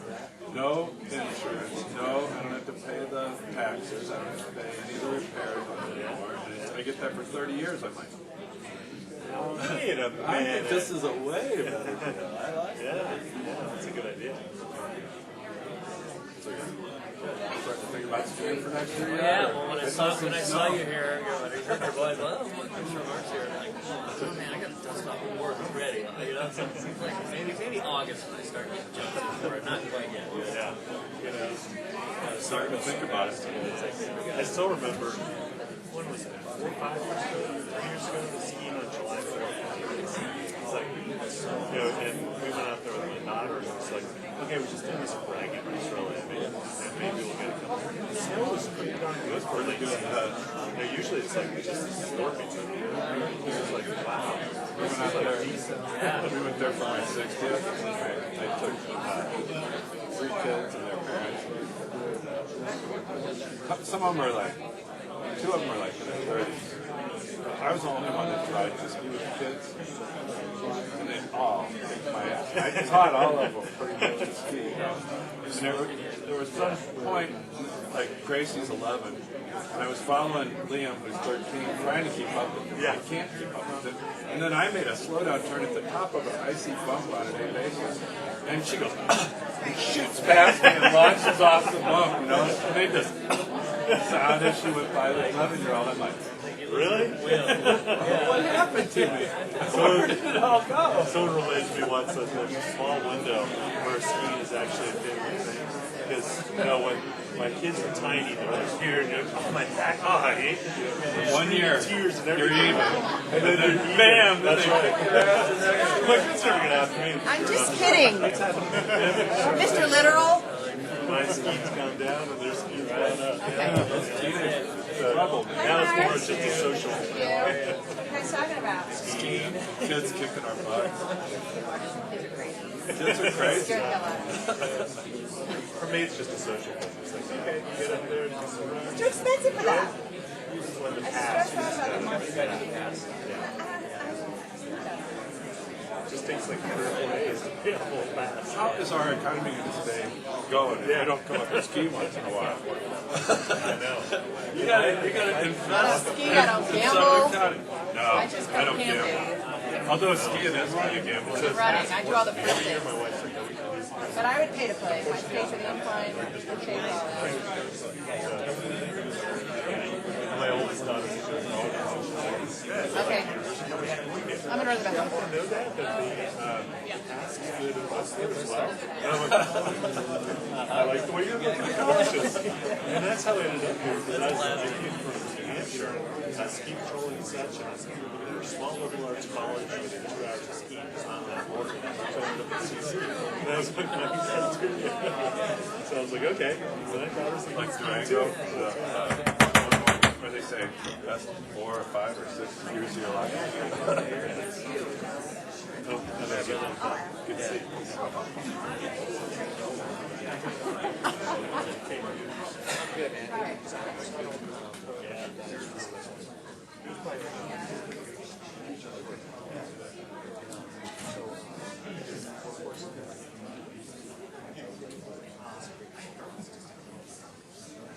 Hello, welcome.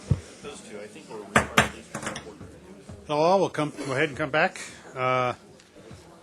First up is the military installation reports. Colonels? All right. Good morning. I'll kick it off. Pat Carley from the Air Force Academy. Just a few things for everyone this morning. Some leadership changes here in the recent past weeks and one upcoming. The Mission Support Group Commander, Colonel Ken Olson, who has been to this forum a few times, he was replaced by Colonel Dave Kincaid. So Colonel Kincaid, I imagine, will make it here representing the Air Force Academy from time to time. Also, my boss and installation commander, Colonel Troy Dunn, left for the Pentagon. He was replaced on the 20th of June by Colonel Sean Campbell. He's been in the seat now just over 3 weeks. And then upcoming change of leadership, the Superintendent, Lieutenant General Johnson, will change out on the 11th of August, here in a few weeks, and her replacement is Lieutenant General Select Jay Silveria. So that's on the 11th of August. Just a couple weeks ago, we had I-Day, In-Processing Day, where approximately 1,217 new basic cadets arrived here in the local area. So they're going through BCT, Basic Cadet Training, right now, and it's fun. I was up on the cadet area yesterday and watched them being marched around and learning a bunch of stuff. So it's great to have a little over 1,200 new residents here in the local area. There will be 6 home football games this year. The first one will be the 2nd of September against VMI, Virginia Military Institute. So we're looking forward to having you and lots of local and regional folks come out and join us at Falcon Stadium. Also at Falcon Stadium on the 16th of September will be the American Kickoff Concert. This is the 2nd American Kickoff Concert featuring Blake Shelton will be performing. And a few of the backup artists are Big and Rich, the Oak Ridge Boys. I didn't know the Oak Ridge Boys were still around. But they'll be there on the 16th of September. David Ray and Adley Stump. And for tickets or information, the website is www.americankickoff.com. PPACG.com. And that's all I had. Any questions for me? Colonel, Yes, sir. refresh my memory of those 1,217 new residents. How many of those will we lose on the average? On the average, over a course of 4 years, is about 24% attrition. How about Between- just this next 6 weeks or so? Next 6 weeks, it could be anywhere from 40 to 50 over the summer, could be. But for 4 years, it's about 24% over the last 4 years. And most of those before the third year, is that correct? When does that cut off? Well, there's different policies. So if they're a cadet for over 2 years, so if they make it into their junior year, they owe a payback. So they would either have a financial payback to the Air Force, to the government, or they could serve as an enlisted member and not be commissioned. That's the standard plan. Of course, there's exceptions and waivers, but that's the standard. If they attrit before they start their junior year, then essentially there's no payback. Great. That's the greatest 1,217 new residents we could possibly have, so congratulations. Yes, sir. Thank you. How many of those will go on and become pilots? It's What percentage? about 40 to 50% over the last few years go on into the rated career fields once they're commissioned. You had to put a value on that. Is that worth $1 million or what's that? I would. 400,000? 400,000, is it? Yeah, something like that? Thank you, sir. Thank you. Something like that. Any other questions? All right. Thank you very much. Good morning, everybody. Again, Colonel Tim Ryan from Peterson Air Force Base. And like you, SAFA, we have had some leadership changeovers, so I want to make you aware of that. I know most of you were tracking that. But yesterday we had our change of command ceremony for the 21st Space Wing, who's also serves as the installation commander there at Peterson. And Colonel Doug and Debbie Shess took off and are headed to the Pentagon. Lucky them. And Colonel Todd Moore and his wife Kelly were welcomed to the wing and the base. And so you'll see Colonel Moore at many of the forums that we participate in with everybody. So please welcome them once you see them. It's good to have them on board. And really the only other thing that I had for today is many of you know, we've talked about before, that Peterson's site investigation report for the PFOS and PFOA was expected in July. And so we're on track with that. Our Air Force Civil Engineer Center has been working with PPACG, on that draft report and stuff, and I know they've received comments back from them. And so the base is working with the Chamber of Commerce recently, over the last week or so, and so we're expecting for that report to be publicly released on the 25th of July. A couple events tied to the 25th of July that you will inevitably see invites for. So at 1300, tentatively right now, we're going to have a meeting with community leaders. You'll see the invites probably go out the end of this week on that. And looks like that's going to be held at the Plaza of the Rockies, so just right downtown here. And then around the 1600 time frame that day, we'll have a media roundtable, and that will be at Janitel Junior High School. Try to set up a decent forum for that down at Whitefield. And then finally, from 1700 to 2000, we're looking at having an open house down there as well, where you'll have, it's going to kind of be a poster board session where there'll be many agencies, not only the base and Air Force Civil Engineer Center, but many of the water purveyors and folks involved in this process will have stations set up where people can walk around and ask questions and that type of thing. So that's kind of the latest and greatest on that. So once again, many of you will definitely see the invites go out. You should have those by the end of this week. And so look forward to your participation in that particular forum. Subject to any questions. Commissioner Representative Waller. Thank you. Keith Rowe, President Pro Tem, and Secretary in there as well, please. That'd be great. Colonel, you mentioned the PFOA issue coming up and how you're working with the Chamber I assume what you meant by working with the chamber is that you're working with them to, in some way, disseminate this information to the public or work with the public on the findings of the report that's coming out. But can you elaborate on that a little bit more? I mean, are we going to be holding public meetings? Is the undersecretary going to come again? How's this? What's the Air Force's vision for how this is going to look? Yes, sir. Really only working with the chamber on the venue for the 25th of July, not on the release of the report and that type of thing. It's more so just to make sure we get an appropriate venue and times and stuff like that to actually hold the event. And is that event going to be a public meeting, or is that just going to be an event for elected leaders again? Right. So the 1300 1 o'clock version, it will be an invite thing for mostly the community leaders. The intent of the later meeting at 1700 that evening is really for the public forum, for folks to be able to come in and walk around to the stations. Okay. Mayor? Yeah, thank you, Mayor Ortega from the City of Fountain. We had a pretty lively discussion last night at our city council meeting as to somewhat of a lack of better terms of communication, particularly with City of Fountain. I know Councilmember Thompson had asked specifically from someone from Peterson to come speak to our council. Never was gotten back to our utilities director had also asked for some information. And then on top of that, and I don't know how the date was chosen for July 25th, but our dates for our council meetings are pretty, they've been the same second and fourth Tuesdays of every month. And this forum is during one of our council times. So it really limits us in attending that public forum. We're getting a lot of heat from the citizenry about this issue, and they have a lot of questions, and picking a time and a date that really we're the largest entity there that's dealing with this issue. That's not our issue, but it has become our issue now we have to deal with.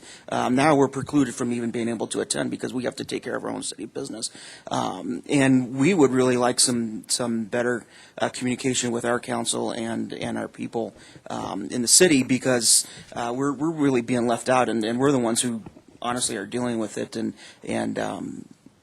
Again, it was a pretty heated discussion. We're all yelling, but we're all on the same side last night. So just to kind of give you an idea what that is and the feelings that we have from our council members and some of the public that were there last night. Could you explain why the 25th was chosen and not given any regard into as to what our abilities to attend that? Because again, I feel numerous emails and phone calls about this issue in particular and what we're doing with the Air Force, and I can give them as much as I know, but then now I can't even attend this evening. And I understand we're going to have a representative from our utilities there, but again, I think it's important that the elected leaders are there. And Colonel, let me add something. The Colorado Springs City Council meets at the same time too. That's right. And so when we were looking at the dates, we actually specifically, there was some discussion about the commissioners meeting and stuff on Tuesdays, and we tried to choose an afternoon time frame of that where we wouldn't really impede on some of the meetings. Obviously, not perfect on the scheduling. What we tried to do is we wanted to meet the intent of, and certainly Air Force Civil Engineers Center, on getting the report out during the month of July, as we promised. And so we looked at some other dates that was going to kind of push us into August, but the 25th, we know that coming out of this forum on the 25th, there'll probably be some requests to come, whether it's out to the city of Fountain, what have you, to hold, whether it's an additional session or something specifically for that. And so we will entertain any requests for that if we need to come back in and have other sessions with that. Just let us know on that, and we will entertain that. But we were trying to balance it. It wasn't a perfect fit. It was a time frame where we knew some of the council folks and the commissioners primarily were meeting, and so we tried to choose a time that worked, working with the venue and stuff like that. And so we realized that it wasn't going to be perfect, but we will entertain other forms for that if that time doesn't work for you. Okay, I'm going to stress again, our extreme disappointment in the lack of, in the way I see of consideration again towards the community of Fountain. Again, with everything that we're dealing with at the council level and staff level, and fielding all the questions from the public, this date was it just seemed like it could have been done a little bit with a little more collaboration with the cities. Again, we're taking the brunt of the hit with this spill or whatever we want to call it, and we're the ones who are now having to deal with it, and we're having to explain why we're dealing with it. So, and I know again, I'm going to have Councilmember Thompson correct me if I'm wrong, but she did ask a month ago for someone to come and was not contacted back about that at all from the Air Force to come, at least just present to the City Council. So that was over a month ago. And I understand my Utilities Director, Mr. Mitchell, has asked as recently as last week, I think. I think that's it, unless there's anything else that I'm missing. Go ahead. No, it's just very frustrating that the meeting gets held up in Colorado Springs. We have to pay to park. They don't reimburse for parking, so we're coming to a meeting out of our city. We're taking the flak for it. We just, last night, we approved a $60,000, out of our budget, another $60,000, and then another $6,600. I think it was $6,600 or $6,400, for the pads that are having to be poured for the things. And that's, consistently our people are seeing money go out. And now our citizens are being asked to choose, do you want to come to the city council meeting and participate with the events there? Or do you want to go to this meeting at the Air Force, for this announcement that they made at the exact same time? And I agree with Mayor Ortega. Our meetings are advertised. Now, Colorado Springs has just spoken up and said you've had it at a time where theirs is. I don't understand why the consideration, our meetings are advertised online. They're not difficult to find. County commissioners aren't difficult to find. Nobody's meetings times, and again, they're just, like he's saying, is lack of communication. And we are taking the hits, and we're hearing our customers. They're not real happy, and I totally agree with what they're saying. The word is still not out there. We still see people all the time thinking they have to buy bottled water, and it doesn't matter how much you tell them. Bottled water is unregulated, so you really don't know what you're drinking when you buy bottled water. The word is just, and the clarity is not getting out there. And we're really, really disappointed. And there was a lot of interesting words bantered around that you normally don't hear at a council chamber last night, because people are not real happy with this. Okay. Okay. Next. Hal Allgaier, Public Works Director at Fort Carson. Just a couple things I'd mentioned this morning, not coming to the meeting regularly as a stand-in today. I hope I hit the mark. There are a number of leadership changes that are occurring at Carson, just like the Air Force Academy in Peterson. I think most all of our 06 level brigade combat team leaders change out this summer. We've already had 2nd Infantry Brigade change. The DeVarty changed here recently. We have the commanding general's change of command later in August. General Gonzalez will be replaced by General Randy George at that point.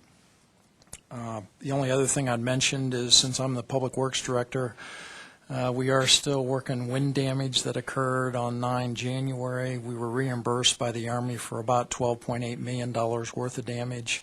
3/4 of that was roofs. We're probably 75% of the work has been contracted out at this point, so much of the work will continue throughout the rest of this year. We're hopeful by the end of the calendar year that we'll be in pretty good shape from that windstorm. With that, any questions for Fort Carson? Questions? Comments?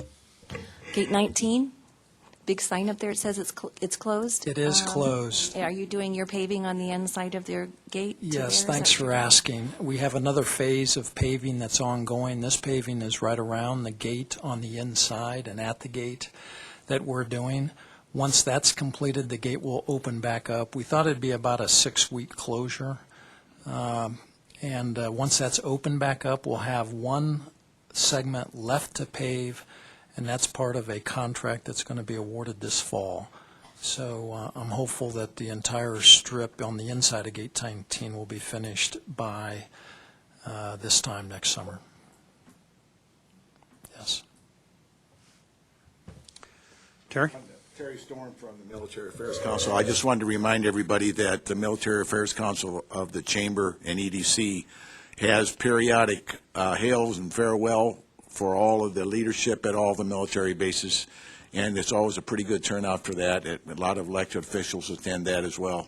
I don't have the date for the next one. I don't think it's set yet, but please watch for that and attend if you can. And speaking of 1,217 new cadets, my class started with 320, and we graduated 217. Was that the Army Air Corps? Because surely the Academy was. Sorry, there. My class started at Lowry in Denver and graduated down here at the Air Force Academy. But 1961 is when I graduated. The first class was 59. Who gave the commencement address? The Secretary of the Air Force. And that class of 1959, when they were seniors, the first time we had a senior class, the Air Force Academy went undefeated 9-0-2 in football, and tied University of Iowa, who won the Rose Bowl that year, and tied TCU in the Cotton Bowl. So when people talk about good records and everything, 9-0-2 with the first class of seniors was pretty good. I saw the first game played up there, and I saw Kennedy give the first commencement address there. I was still in high school then. Ooh. Moving on. Executive Director's Report. Rick Sonnenberg, Acting Executive Director, PPACG. Just two meetings upcoming before our next board meeting in August. The first one is Thursday, August 3rd, 5:30 p.m.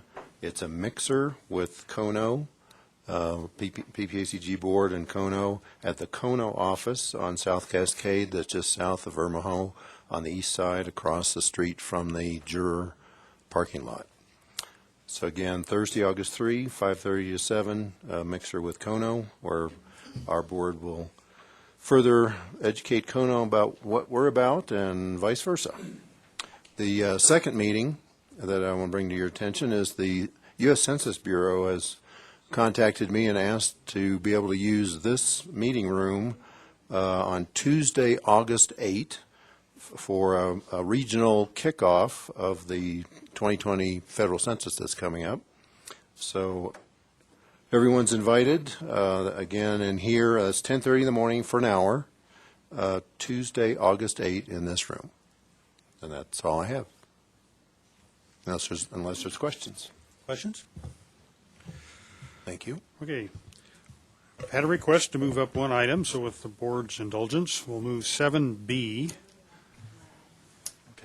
the CDOT Front Range Passenger Rail, because our commissioner has to depart. Well,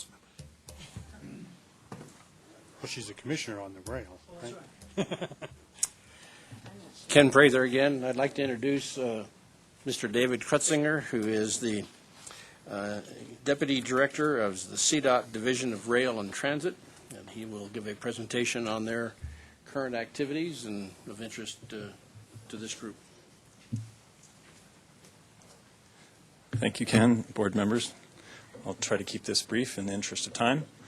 The front cover here of this presents a number of different modes of transportation that I'll talk about, and it also speaks to local, regional, and interregional service that I think is an important point of reference. Let me start with Bustang and where we're at currently. Bustang has been operating for 2 years now, year over year. We improved our fare recovery from 38% in the first year to 53% in the second year, and I do now have closing fiscal year. We're close to $1.6 million in revenue for the whole system. On the map, you can see the three routes: Fort Collins to Denver from the north, Colorado Springs to Denver from the south, and Glenwood Springs to Denver from the west. Also wanted to bring your attention to an effort that we are undergoing as the Department of Transportation to rebrand a number of routes shown mostly here in southern Colorado. Gunnison Salida, Denver, Alamosa, Salida, Pueblo, and Lamar, Pueblo, Colorado Springs. Those routes are part of the legacy intercity bus system connections that are funded by Federal Transit Administration dollars, and we are rebranding them as Bustang Outrider. So the funding stream is a separate funding stream, but we're trying to make it convenient for passengers who may be traveling all over the state from this region to other regions to be able to have a single ticketing, a single website portal to go to. Focusing here on this region, the Bustang South route improved the most of the three routes between the first year operating and the second year operating, up to 41% fare recovery. And our final numbers for the year in terms of the ridership in the South region was 57,306 riders. So we're up 41% year over year on the ridership from the South route, covering this part of the state. This map is showing that we are proposing over a long period of time to have roughly 10-mile spacing on the stations and stops that the Bustang will make from Colorado Springs to Denver, so that there would be an additional Castle Rock, Larkspur, and Denver Tech Center stops at some point in the future to be coordinated with the I-25 planning environmental linkage study that will be following later on the agenda in terms of discussion. More to the point of the invitation for me is to speak on the rail planning activities. I'll brief you on two items for rail planning. We have reached the conclusion of the interregional connectivity study, which began in 2012, went through 2014, took a small hiatus, and then returned recently to undertake another question. And then the State Freight and Passenger Rail Plan, which will complete late this year, early 2018. The interregional connectivity study from 2012 to 2014 looked at a number of alignments from Fort Collins to Pueblo, and that was following on a Rocky Mountain Rail Authority study that had been done 2007 to 2010 that looked at Cheyenne to Albuquerque, and said the most important sections were to focus on was the Fort Collins to Pueblo segments.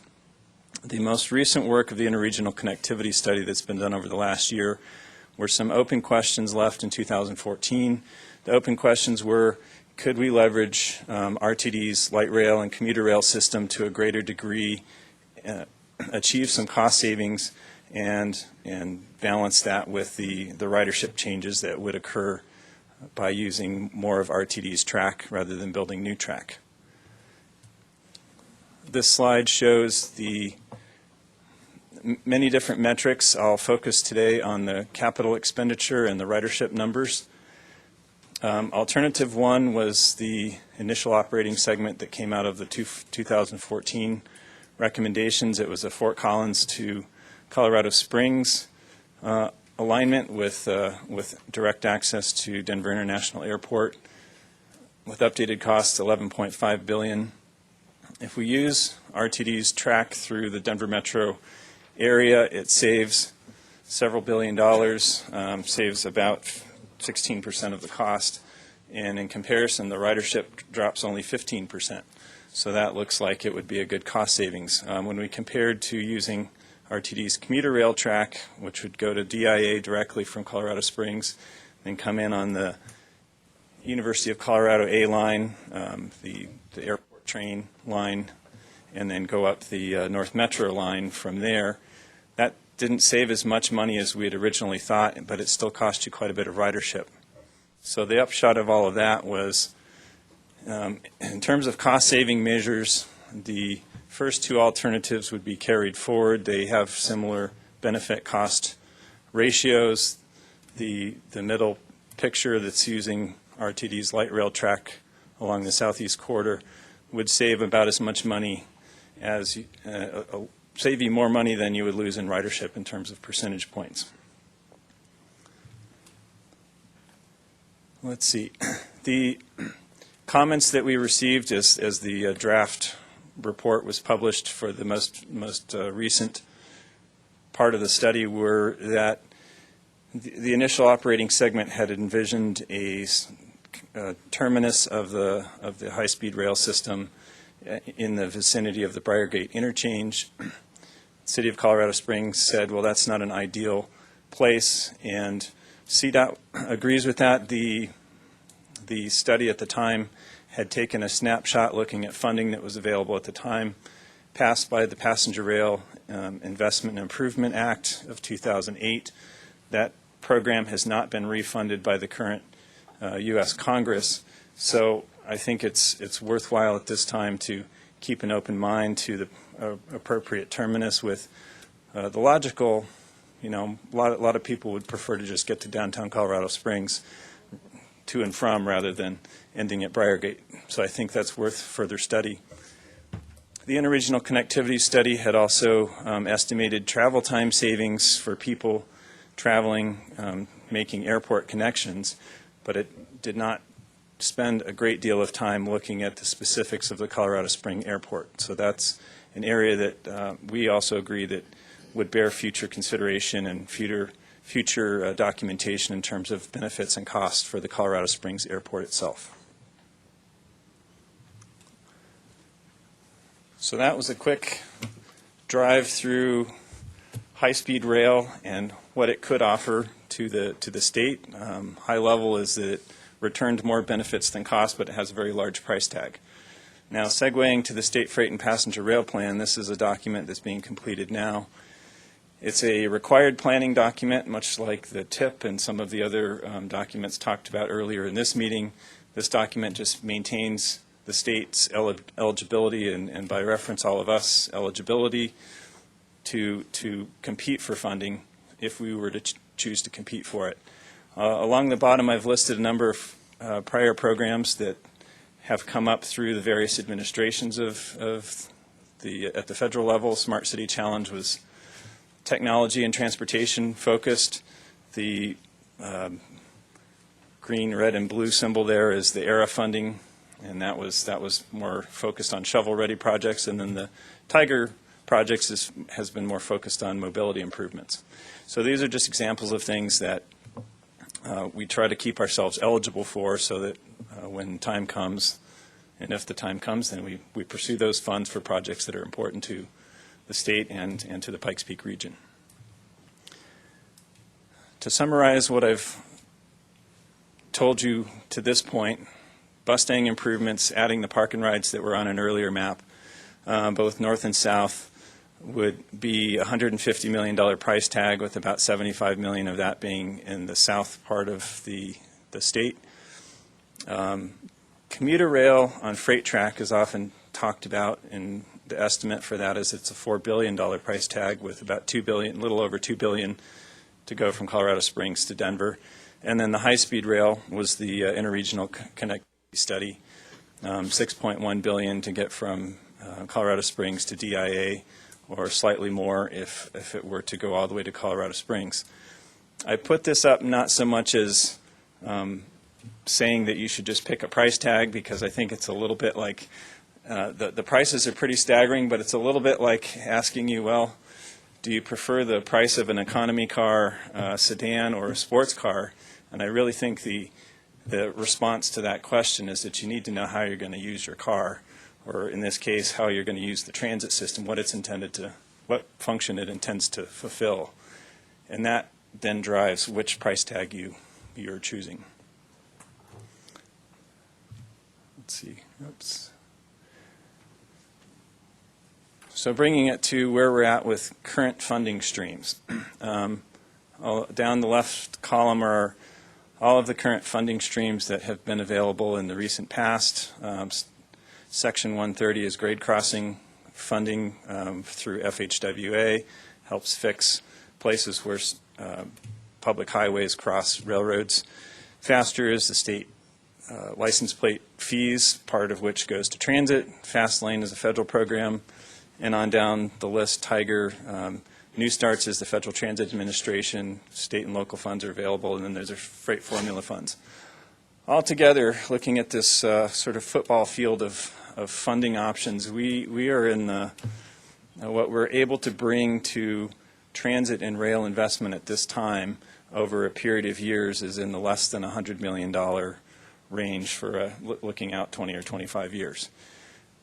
What that primarily gets us is improvements to the Mustang service, which I think is valuable, and then protecting and preserving future opportunities.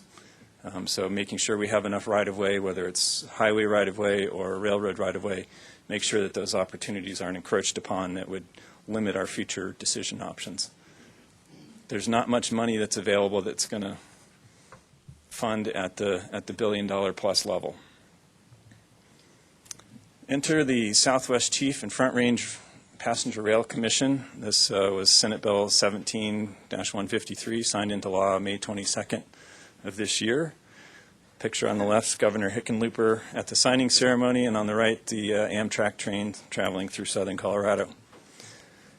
Southwest Chief and Front Range Rail Commission has 11 voting members listed up there, and 2 non-voting members. So we've got representatives from all of the councils of governments along the Front Range, from Fort Collins down to the South Central COG in Trinidad. Freight Railroad, RTD is the owner of the rail system in the Denver metropolitan area, and then advocates and county representatives. Non-voting members are Amtrak and CDOT. The purposes of the Southwest Chief and Front Range Rail Commission are twofold. One is to continue the precursor commission's mission of replacing aging track on which the Amtrak Southwest Chief line runs. That Amtrak Southwest Chief service runs from Chicago to Los Angeles through the southeastern part of the state, with stops in Lamar, La Junta, and Trinidad currently.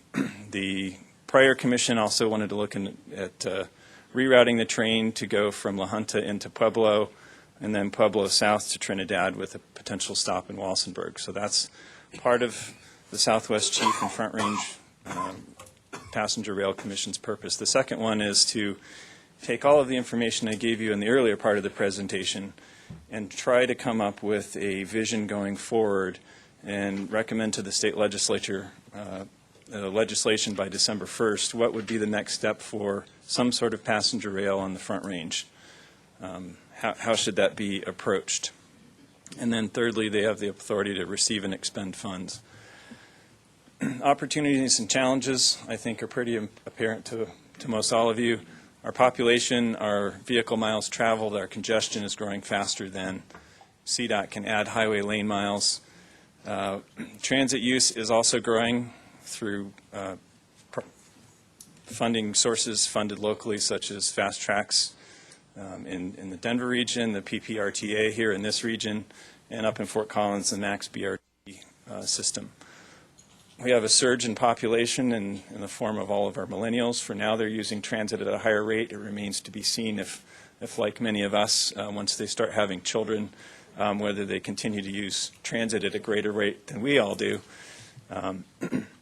as a population cohort. Our challenges are that the funding is growing slower than our population and our congestion. No surprise there. Most of the transit investments are expensive. They do return large benefits, so it's incumbent on us to make smart choices, as was mentioned in the earlier part of the meeting. The Southwest Chief and Front Range Rail Commission's, I think, main challenge is to come up with a strategy. How do we approach something that could be in the low to mid-billions of dollars in an incremental way? How do we serve our populations in a meaningful way? Do we grow bus into rail? Does bus serve everybody's needs? Or would you do rail extensions? So there has been discussion.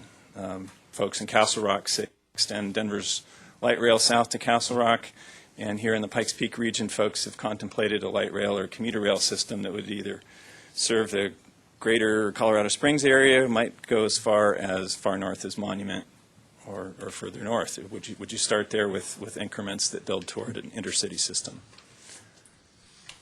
So CDOT, the Southwest Chief and Front Range Rail Commission, has to make a recommendation to the legislature by December 1st. CDOT will complete the state rail plan to maintain our eligibility for any federal funding that we might need. The agenda item later will finish and make some decisions by about September or October, and then finalize the planning environmental link study, I believe, into mid-2018. We all, as I have said, we need to continue to seek a balance of travel time, the price point that we're willing to pay as the public, and our commuter populations are willing to pay when they board a public transportation option. And that's all tied to what our public support will do. CDOT, for its part, will continue the walk before you can run strategy with Mustang unless and until there's political and financial support to do more. So with that, I'll take questions, turn it back to the chair. Any questions, comments? Yes, sir. Commissioner Scott. David, this may be an unfair question, but we'll ask it anyway. This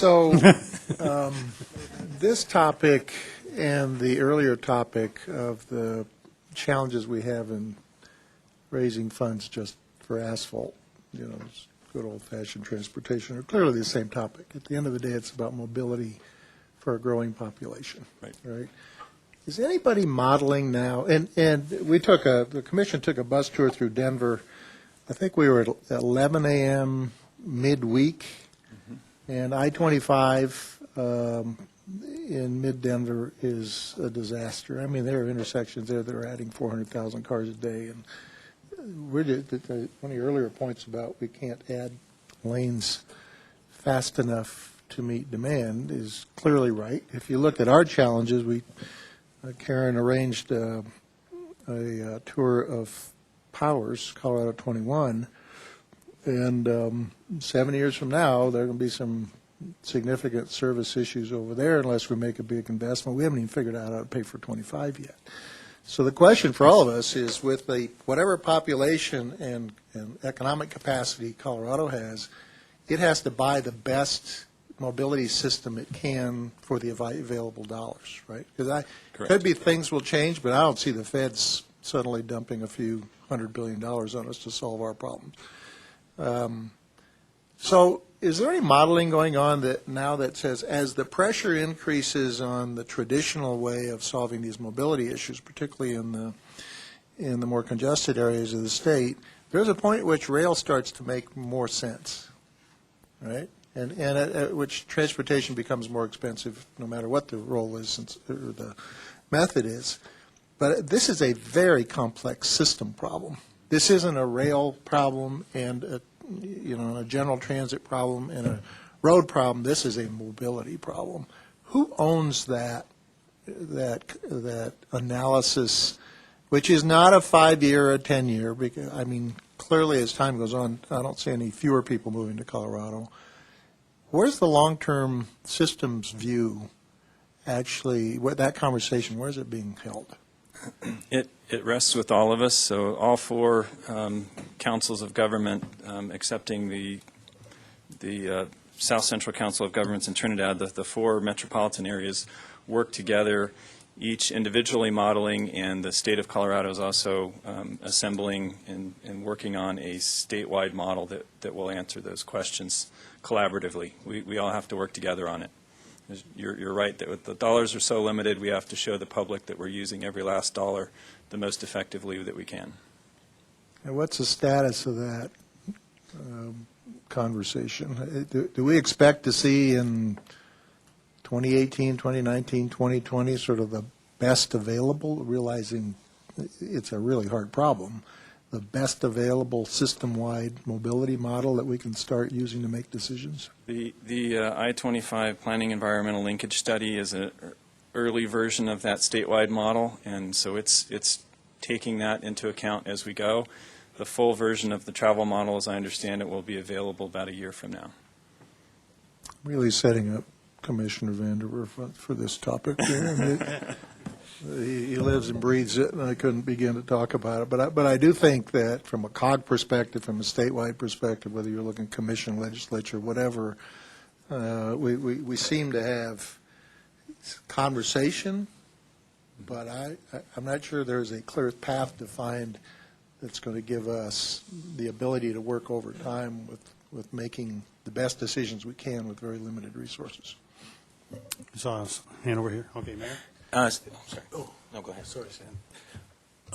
Just a question. It seems like it's relatively almost like a new business. So you'll have, let's say we have a, I'm sorry, Neil Levy, Mayor, Woodland Park. We're going to have some kind of leakage, I would guess, right? If we're going to have high speed. Has there been any consideration given to the fact that we may need as much maintenance, we may not need new lanes? A lot of things will change with, the high speed.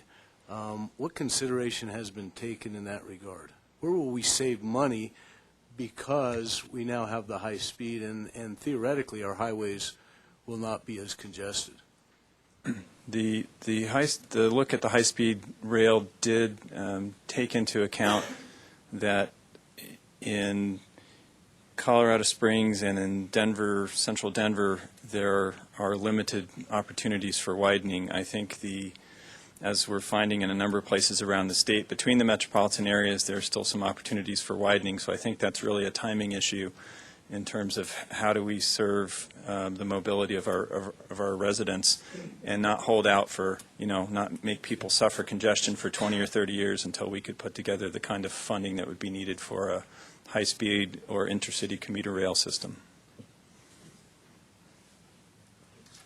Commissioner? Yes, thank you. I appreciate Commissioner Scott's question.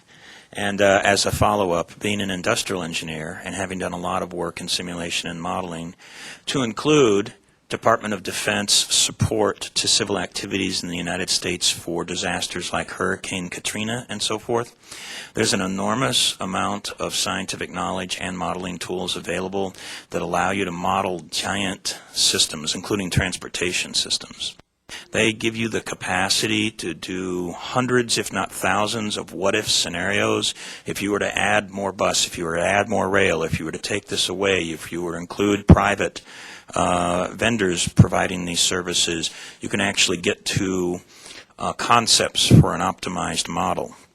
We use that, for example, to throttle resource delivery into the Hurricane Katrina area, because if you don't do that, you'll end up with 6 months of water and no fire trucks. Okay, so you have to and you have a capacity limitation on the highways themselves, so you actually have to deal with that, and that becomes part of the constraining features that goes into the modeling system.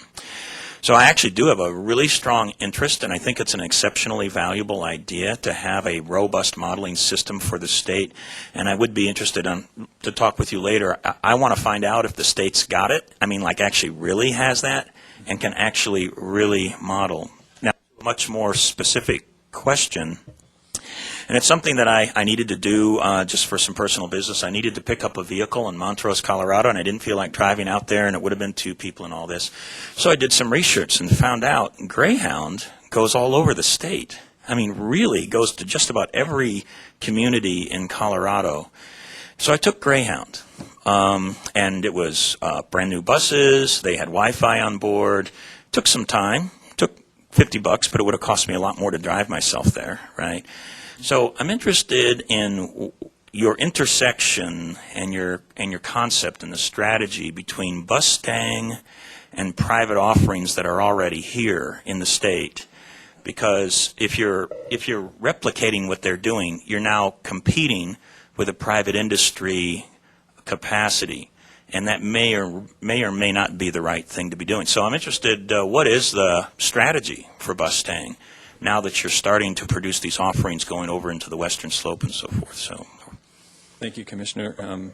Excellent point on the first point. Love to talk with you later on the modeling aspects.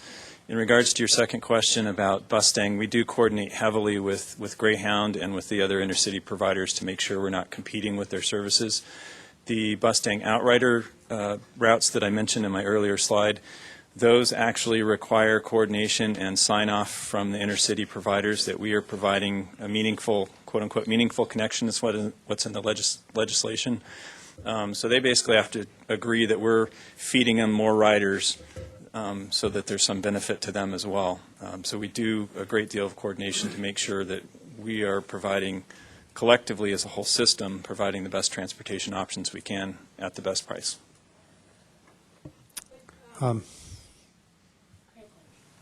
Oh, I didn't know. Go ahead. Don't we partner with Greyhound on some of those?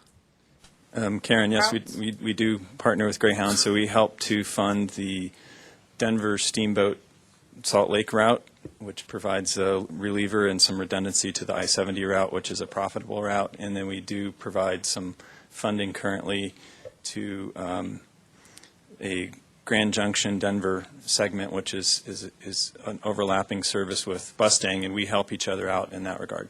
Okay. And so how the route from Pueblo to Kansas right now isn't, I thought that was a Greyhound partnership too. Where we're that is- providing the vehicles, but they're providing the drivers or something like that. That's operated by a different provider, and Oh, okay. yes, it still has to have the sign-off by Greyhound that there's a good feed of ridership into the Pueblo connection. Okay, thank you. Trustee Smith? Two things. One, I think part of it's a mindset. A lot of us are used to jumping in our car and Oh, I'm sorry. Trustee Smith from Tanorima. And I think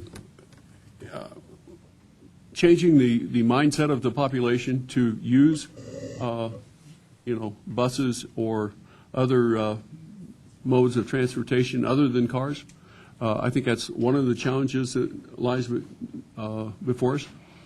But my question is, what's new in technology? When I think of trains, the older trains, I think of a big, heavy freight train that is not very efficient. What's coming down the line in as far as trains that are efficient, that can operate on, like the light rail trains, but maybe even something that's more efficient, that uses less fuel, and these types of things? Are there going to be newer answers sooner rather than later? Trustee Smith, thank you for the question. Yes, the Federal Railroad Administration has flexed over the last 5 or 6 years, moving more towards a crashworthiness standard rather than a weight standard for locomotives and for vehicles. So much like the automobile with the airbags, being able to bring down the weight of automobile, the crash attenuation technology is bringing down the weight of passenger trains in America so that they're more efficient. Yes, Councilwoman? Sharon Thompson, City of Fountain. So how do you get more people to ride busing? Because you said, if I wrote it down correctly, because you had a lot of information up there on the slides, trying to look through it really quick. For the South region, it's running at 40%, 41% recovery monetarily. What does that, person-wise, how many people do you estimate that is taking off the road cars-wise?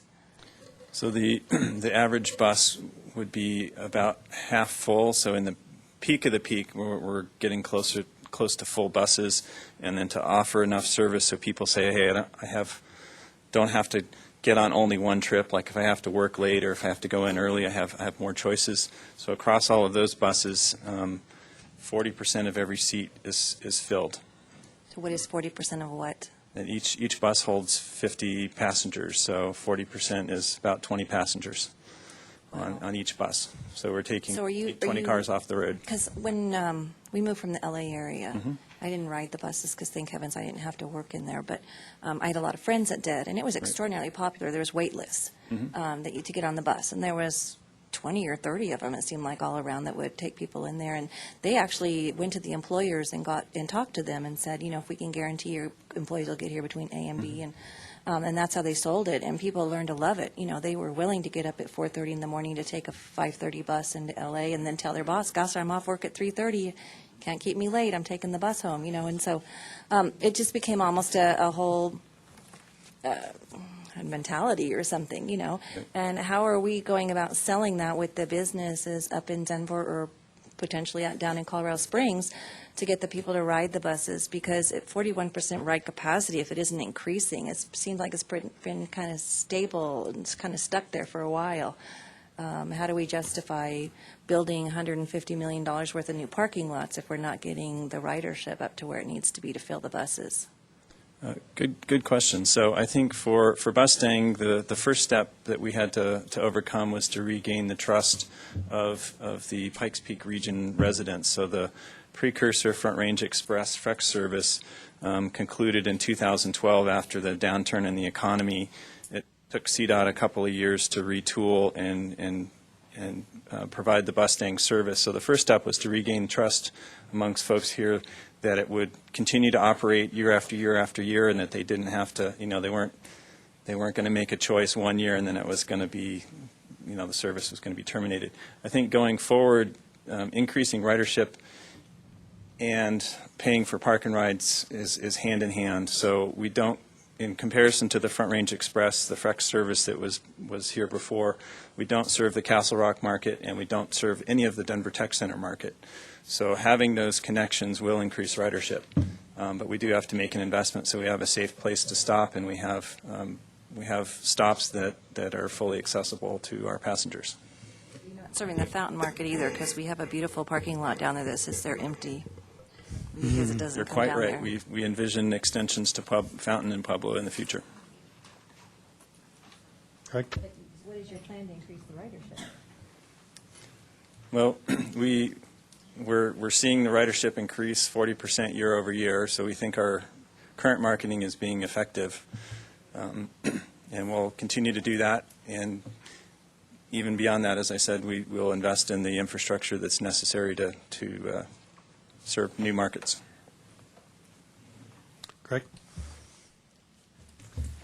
Good afternoon. Craig Blewett, Transit Services Manager with the City of Colorado Springs and Director of Mountain Metro Transit. I just wanted to make a couple of comments in support of both Bustang and also planning for passenger rail along the Front Range.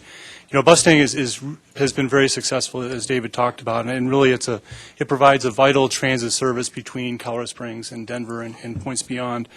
Mountain Metro Transit partnered with CDOT. David mentioned Frex, with the creation of Frex, which is a precursor to Bustang. And Frex was the first bus service to offer Wi-Fi in the country when that was done. It was a great service, but we couldn't sustain it, and we're very appreciative to CDOT for stepping up after it was terminated to create Bustang, which has really been built on the Frex model, but they improved it and have expanded it. So it's been really terrific. We do support Bustang in a number of ways. We have an agreement with CDOT where we actually operate the park and rides here in Colorado Springs, which serves some of the stops for Bustang. On the Front Range passenger rail study, I did serve on the project leadership team. I also serve on the state's Transit and Rail Advisory Committee, and participated in both the original study and the follow-up study that David mentioned. We submitted a letter of support on behalf of City of Colorado Springs and Mountain Metro Transit of the ICS study that David mentioned.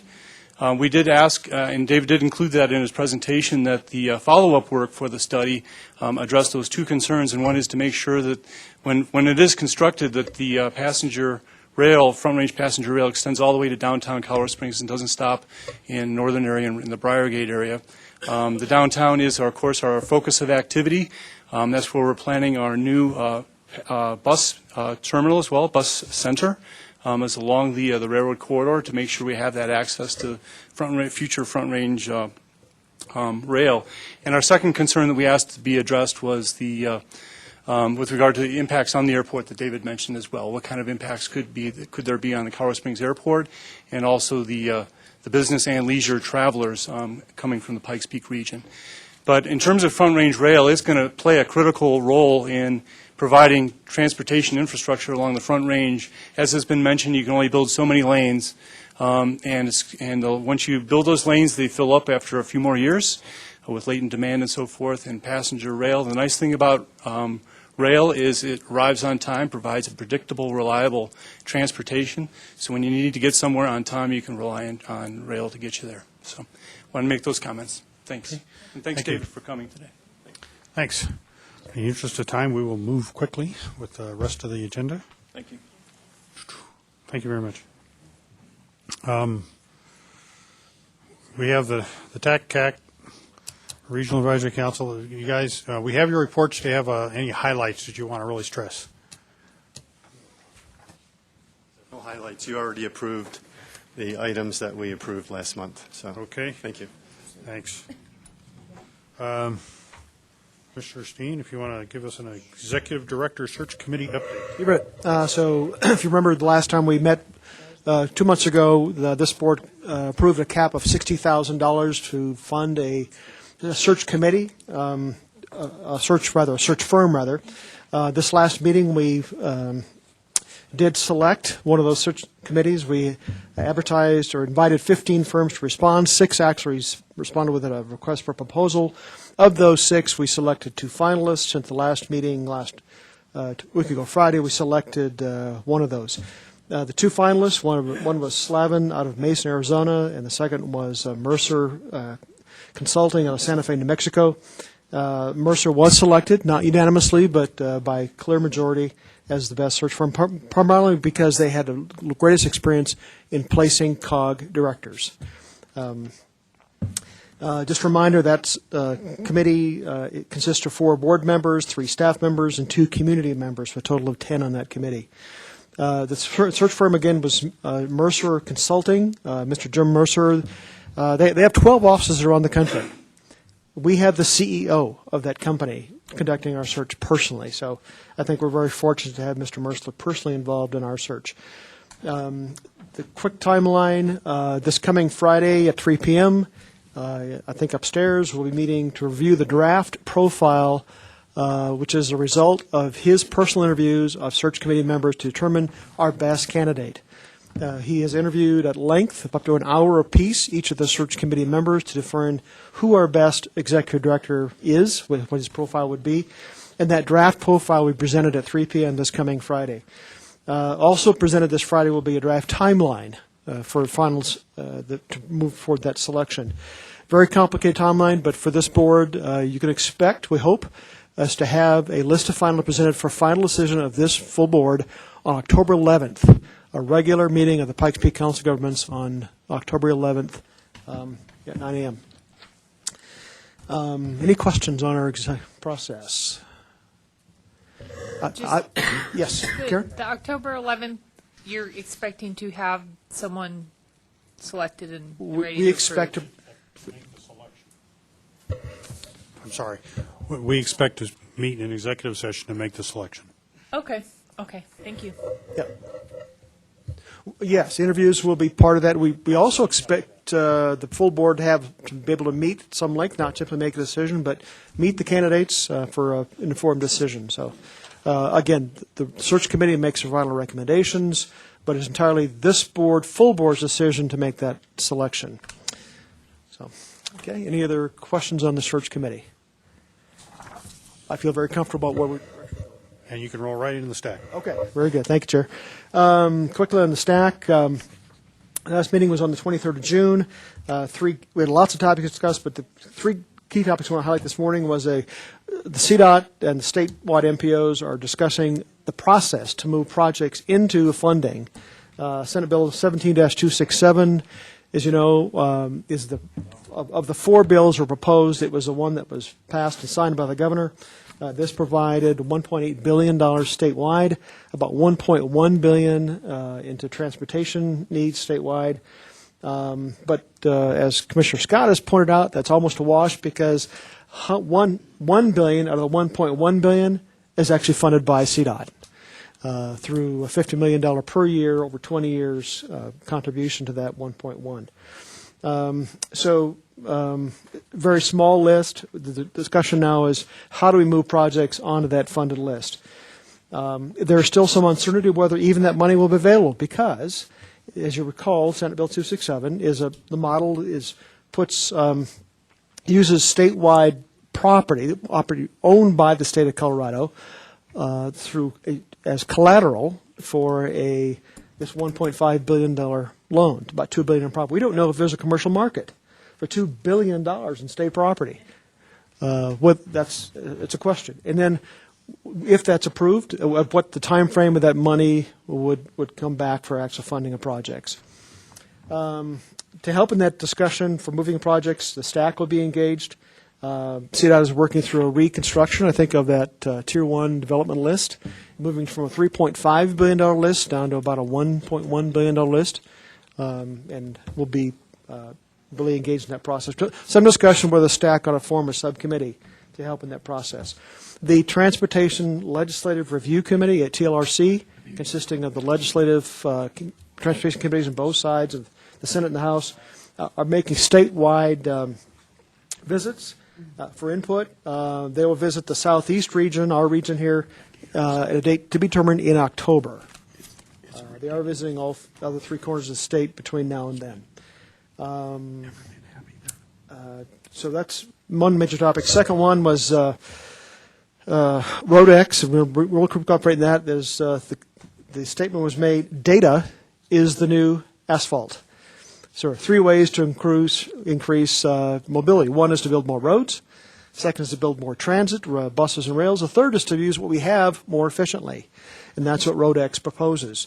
A statewide network of a ecosystem of vehicles. For example, if you want to know whether the roads are bad in the mountains, one way to tell is how do you determine if the roads are wet? Well, if windshield wipers, not only whether they're on and in their speed, is able to be monitored, in other words, your car will tell the infrastructure that your wipers are on. That data is collected from your car, transmitted to a tower regionally, and then broadcast to a statewide system. Your car, which enters into that area, would automatically adjust speed, even time systems, and now you're using technology to use road speeds, road access better. What they're proposing, what they're suggesting is that using some better technology, we could reduce crashes by 80%, increase our capacity by a factor of 4. A little, I think, aspirational, but that's what they're proposing. That's where RoadX will bring us. And finally, we had a quick update on road usage charges, where that may be as an alternative funding source. Lots of data covered. Any questions on STAC? Yes. One quick question and a tidbit on that last little piece of data is expanding.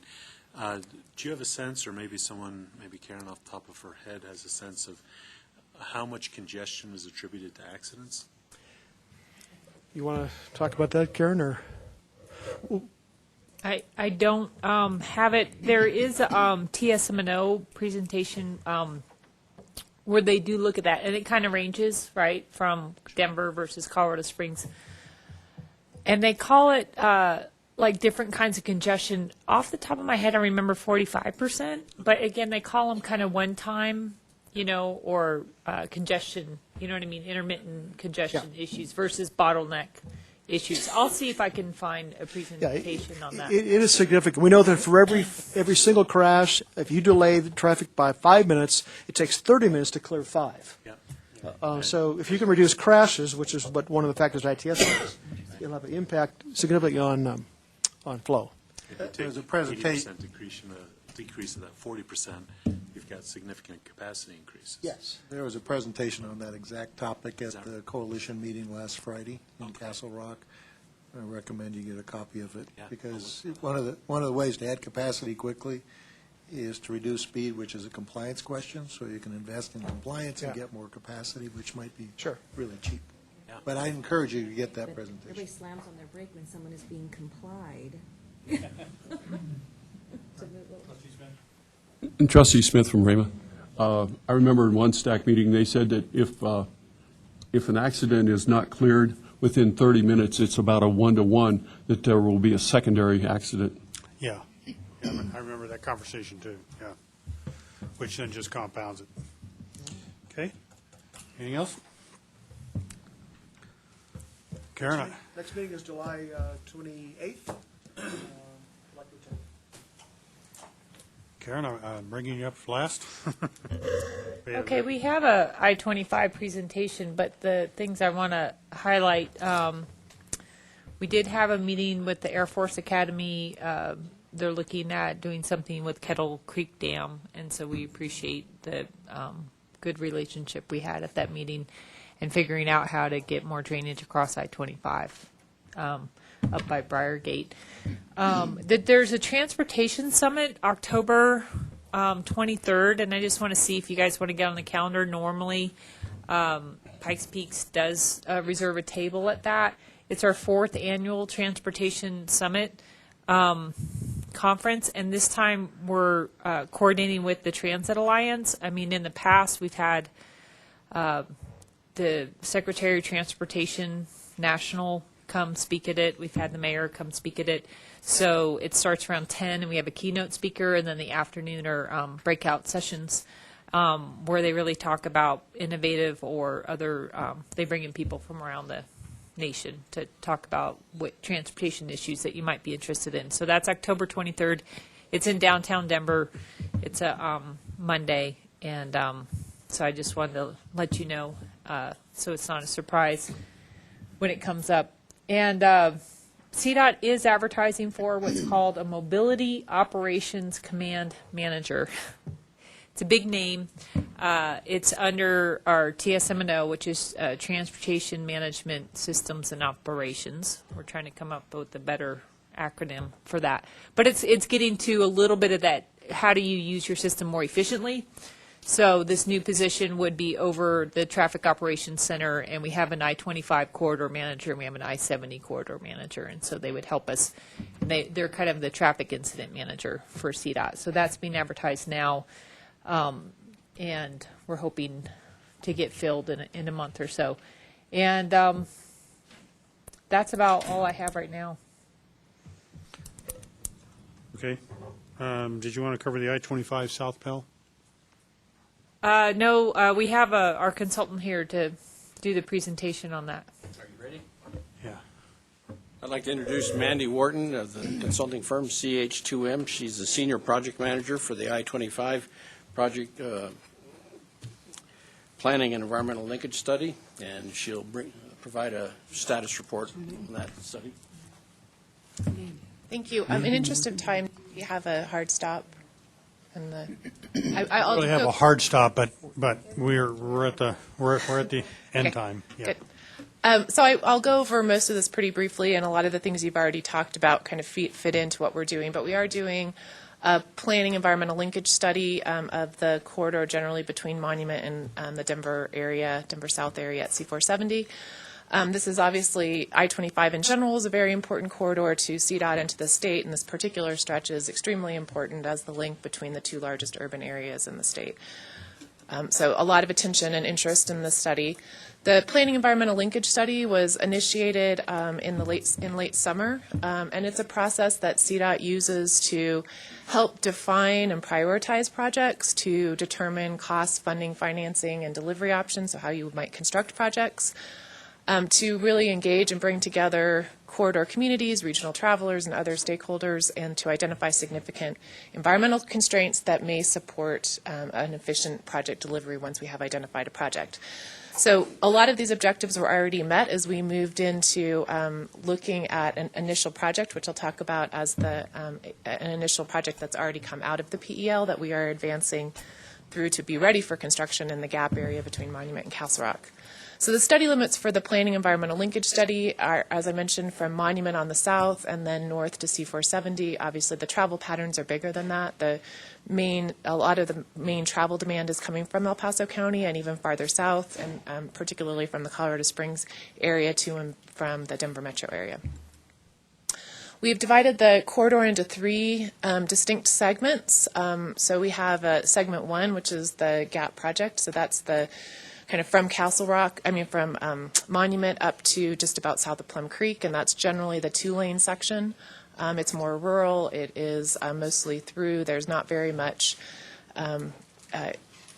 travel within that section. It's mostly through travel. In segment two, that's the Castle Rock area, and it's generally kind of Castle Rock's Main Street area from Plum Creek up to Castle Pines Parkway, and then transitioning up to the Denver South region, which is more of the Denver commuter travel coming into the South Tech Center. So I know there's a lot of interest in this. I'm going to pause on this for just a second because we have had the advantage of having a lot of these new data sources and helping us really understand what the unique problems are in this corridor. So we have been leveraging the cell phone data, the delay data, the trip making data to really understand what's going on in this corridor beyond just the congestion issues. And there are a lot of those. So we've identified a number of places where we have safety concerns, and obviously these are big public concerns as well. There have been some high-profile crashes, and there just generally are a lot of crashes in the corridor, about 3 a day, so it's a lot. And those crashes have additional effects, not just for incident management and for the safety of the responders, but also for the traveling public. We don't really have shoulders in the corridor, so crashes do block travel lanes. So it's very hard to clear crashes out of the way, and so that does create both mobility and reliability issues. The second, yeah. That's 3 crashes a day in the gap section, or? That's generally in the entire area, but we are seeing mostly in the gap. Well, the big impact crashes are in the gap area, and that's because they take longer to clear.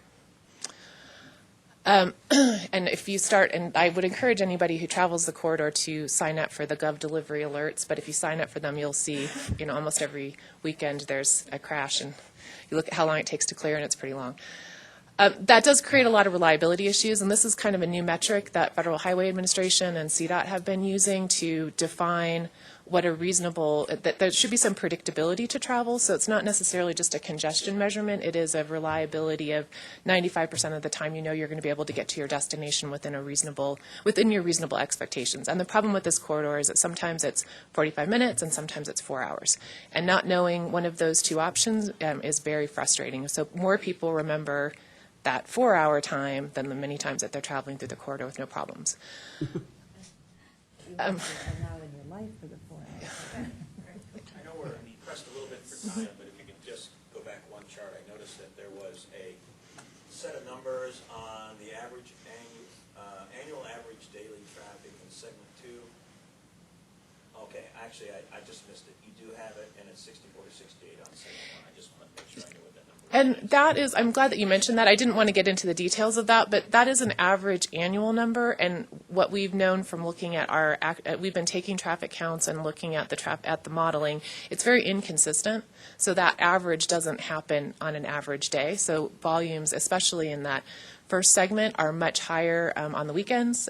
They're relatively equal volumes weekends and weekdays, and they're much higher volumes in the summer than in the winter. Well, I appreciate the number. Daily traffic is 64 to 68,000. Yeah, the numbers that we took from, we just did some recent traffic counts in the beginning of June, and the weekend numbers we came up with June 2nd weekend were about 10,000 higher than that. But that's kind of that would be what we'd expect. So in the summer, you're seeing probably closer to 80,000 in that area. Oops, going the wrong way. And so the last mobility concerns kind of gets to some of the discussions that you all had earlier about it's not just about it's about travel choices, and it's about having options, and it's about being able to travel safely from one place to another and go and make the trips that you want to make. So there's a bunch of different things that we're looking in, and we're also integrating in the transit options as well, because it's very clear that mobility is more than just automobile travel. So there has been interest, a lot of interest for a long time in the Gap area. And in January, CDOT advanced money to do environmental clearances and design for the Gap area. So that's that 18-mile segment that's referred to as the Gap because it's a bottleneck of just 2 lanes. So that original Gap section was built in the 60s and really hasn't been changed since then. We have very narrow shoulders in that area, a lot of guardrail that really does limit the ability to move people out of traffic, so that definitely creates a lot of safety, travel delays, and operational challenges. And it's by far the most vocal of CDOT's complaints in the corridors in that Gap area. So the project development schedule for the Gap is that we would be ready for construction by mid-2019. So CDOT's made that commitment, and we are on schedule as far as environmental and engineering on that, but we do not have identified construction funds. So we are also doing concurrently with that, finishing up the planning environmental linkage study, and that, as David mentioned, will be complete mid-2018. And that will really provide us that vision and implementation plan for the entire corridor. So while we know that we want to make some immediate improvements in the Gap area, we also want to make sure that we're taking that system view, and that when we improve one area, we don't transfer the problems to somewhere else. If you were able to start in mid-2019, what would the construction length then be? What would the timetable be? We've been estimating, it's hard to tell because we don't have the design done, but generally 2 construction seasons is what seems reasonable. I think we've given a 2.5-year period for that. So it's overall a 5-year period was the high-level schedule that CDOT committed to. It's about 2.5 years of pre-construction and about 2.5 years of construction. So if we can identify funding, we're looking a little Open by bit less 2021. Wow, awesome. The range of cost would be, I've heard between 280 and 580 million. Is there, we could, a point where we could make some decisions on what 280 will buy versus whether we need to go to the high end? Yeah, absolutely. We are just started survey last week, and so that one of the things, there's a couple of different, the main difference between that is whether we reconstruct the existing 2 lanes and then also construct the new lane plus shoulders, or whether we're able to just do the new infrastructure and leave the existing pavement as it is. So that's pretty much the difference between the cost range at the very high level. And we don't know the pavement condition well to make that determination, although there definitely is a lot of concern, I think, among some of the people in CDOT that that's not a responsible way to construct new infrastructure, and it's going to create maintenance problems in the future. But we haven't evaluated that yet. Commissioner Scott? Mandy, correct me if I'm wrong, but at a previous steering committee meeting, we talked about if funding isn't available on this schedule, that it isn't a day-for-day delay in terms of delayed funding is delayed completion, that there's some additional schedule time then required, so that if the money's a year late, the project completion might actually be 1.5 or 2 years late. We are constrained by the federal, the regulations for, in the current FHWA practice is that they won't approve a project if it's not included in the fiscally constrained plan. So we would technically not be able to move into final design without having that construction project reasonably identified.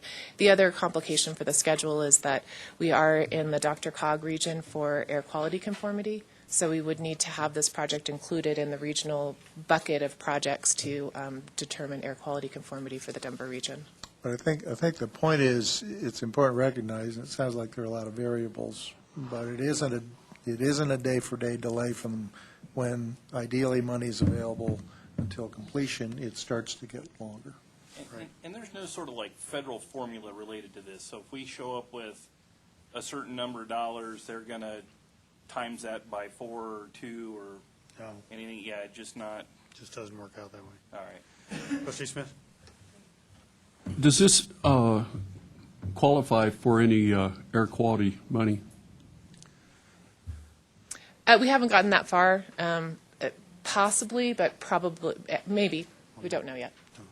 We don't have a lot of the intersection issues that typically would be in those, for CMAQ congestion management type Volkswagen safety. money? Yeah. I think there is a pretty good, in fact, we've already identified some potential for some early safety money to do some initial projects, and I think that's a potential. But they're small dollars compared to what adding capacity would cost. I mean, I would think a study where you show people sitting in traffic for 4 hours on a regular basis and idling engines, I mean, if that doesn't show that, you can pollute less by getting them moving. Yeah, that's definitely true. I mean, as Commissioner Scott mentioned, it's all in context to the, downtown Denver where people are, idling and traveling at very low speeds regularly. There's a lot of times where this corridor operates at full free flow speeds and isn't congested like you see in the Denver area. So from the Denver regional perspective, the air quality benefits for this project are probably more modest than they would be for improvements in the Denver area. But we haven't gotten to that point, so I don't know the answer to that question. Is a long way of saying that. But it's probably not as high a candidate. So we are on board doing traffic analysis roadway design again. We'll have some concepts done for the entire corridor by May. We are looking at having preliminary engineering plans done by the end of 2018, which coincides with the completion of the environmental assessment as well, focused in that gap area. Funding, jumped ahead a little bit on this, but we are currently not in the fiscally constrained DRCOG or PPACG plans, and there is about 3 miles of this that's in the PPACG area as well, so there will need to be some action, but the primary action is going to have to come from DRCOG. This is obviously a high priority project for you guys here, and CDOT, it's a high priority for CDOT as well. CDOT has been, since the House Bill 267 passed, been looking at what those priorities mean, and I know the Transportation Commission is going to be looking at a lot of those. How do you figure out which projects get included in that? I think I-25 remains a high priority, but again, we don't have any time frame for that state funding either. The I-25 Gap Coalition was formed. A number of you are a part of that as well, to try and help identify some local funds and to advocate for both federal and state funds and for priorities with those existing funds to the extent that they are present, which really there are no existing funds. And we do think that the project would fare well if there is some sort of a federal infrastructure funding, but at this point we don't know if there will be or what the criteria would be. Yeah. With regard to the federal infrastructure funding, I'm not an expert at what those are, but I think I've had people tell me, and some of those have been commissioners in other counties up north, that there's a 4-1, that's the potential 4-1 matching. 8217 is the exact number, federal versus non-federal.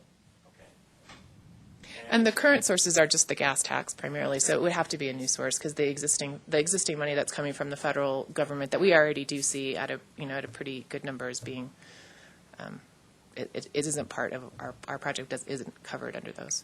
And on the first bullet of the previous chart, we don't necessarily have to go back to it. There was both a Dr. Cog and a PPACG component about placing onto the lists and so forth. And we're obviously going to deal with that here locally, but what is going on in the Dr. Cog environment with regard to that, which is obviously the majority of the mileage on that road. So I just don't know where they are, and if they're having an active discussion and it's contentious, or it just hasn't been done, but they're supportive, or what is the sentiment up there? Do you want to? Dr. Cog, technically, this is not small potatoes in Denver. The I-70 East is the big one, the gorilla. Doug Rex, the executive director, is supportive, but he's got a whole 53-member board to deal with, unlike 17 here. So it's not real clear. I mean, I think there's discussion underway, but I don't think there's any clear commitment to proceed, move to the top of the list like we have here.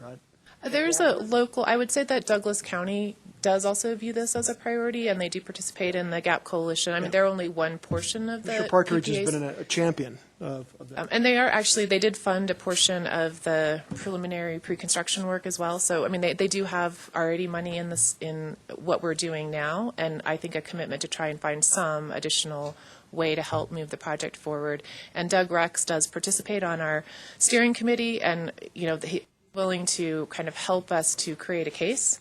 But it is difficult in the Denver area because there's a lot of needs. And in all fairness to that, I mean, I'm sure we have relationships with several other people, if not perhaps all of them, on Dr. Cog. But from CDOT's perspective, is there more that we could do to work with Dr. Cog with regard to this project?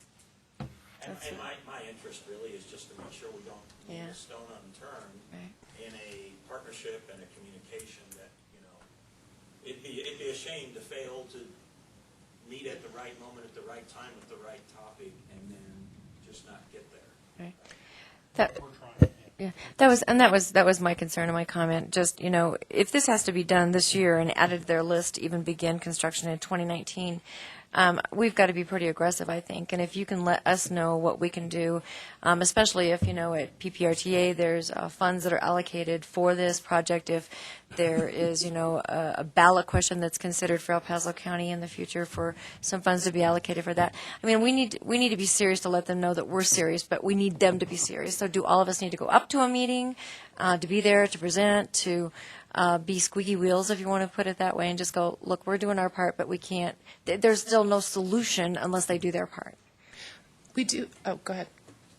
Just quickly on that subject, I've been pleased with what I've heard from Dr. Cog reps sort of sitting, on the commission side. I think a great place to have that conversation with Dr. Cog affiliated organizations is through the GAP Coalition meetings that Commissioner Partridge has set up in Douglas County. And I know Peggy's been there and Mark's been going and others. And I've been and you've been to at least one. So I think that's a good place to continually test the waters. I'll also say, I think in that last meeting, interesting piece of data, and again, correct me if I'm wrong, 58% of people who are driving that corridor now are driving the entire span from Woodman to the 470 interchange, which suggests, if you look at the economic linkages, there's a lot of commuting going on. And so there is a case to be made to increase, I think, the commitment that they have made so far to be supportive of the project. I'll also say that all the conversations on the commission so far, including all the members that represent Dr. Cog areas, have been very supportive of the GAP project. So as you can imagine, I'm very sensitive to the hedging in those positions, and everybody's got their own interest to follow, but I don't think there's any doubt but that you may have a different point of view, Mandy, but there's no doubt that people are on board. And I would imagine they're very aware that the vast majority of the weekday travel on that road is to enhance the productivity of the Denver workforce.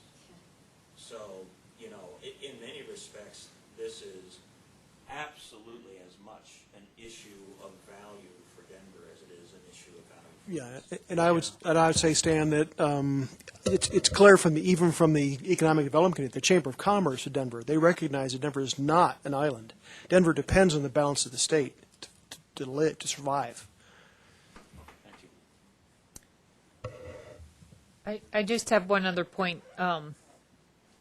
So Commissioner Littleton, is that we're really, really short on the total construction fund. So going to Dr. Cog and asking for funds now, we can get little bites, but you're missing 80-90% of the construction costs. And right now, the money's just not there from us, from them. There's no funding source to get the money for the project.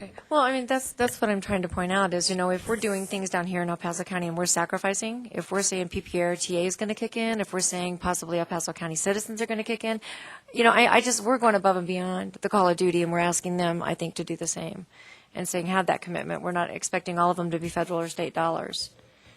We're going to get a list of that with all the details from the inspector, but there isn't a project in the state that's going on right now that doesn't have a local contribution. So I think anybody who thinks that we're going to get a big dollop of funding from someplace else, some sugar daddy's going to show up and we're not going to have to put in our share, that's just not going to happen. Yep. What you got to wrap up? Yep, that's good. So we have a lot of people involved. A number of you do help us participate on our steering committee. We have technical working group members as well. Lots of opportunities. That we are going to have a presentation up at Dr. Cog. So if that's something that would be of interest, that might be a place to come and show support as well, so we can let you know when that happens. Meeting is Friday, 1 o'clock? Yes, our next steering committee, 1 o'clock, Douglas County Administration Building, which is on 3rd Street. Right. Okay. Jennifer, did you have something to add? I just wanted to add, the question of the funding in regards to, and I think our transportation commissioner voiced it very well, but I think it's not one source that's going to do this.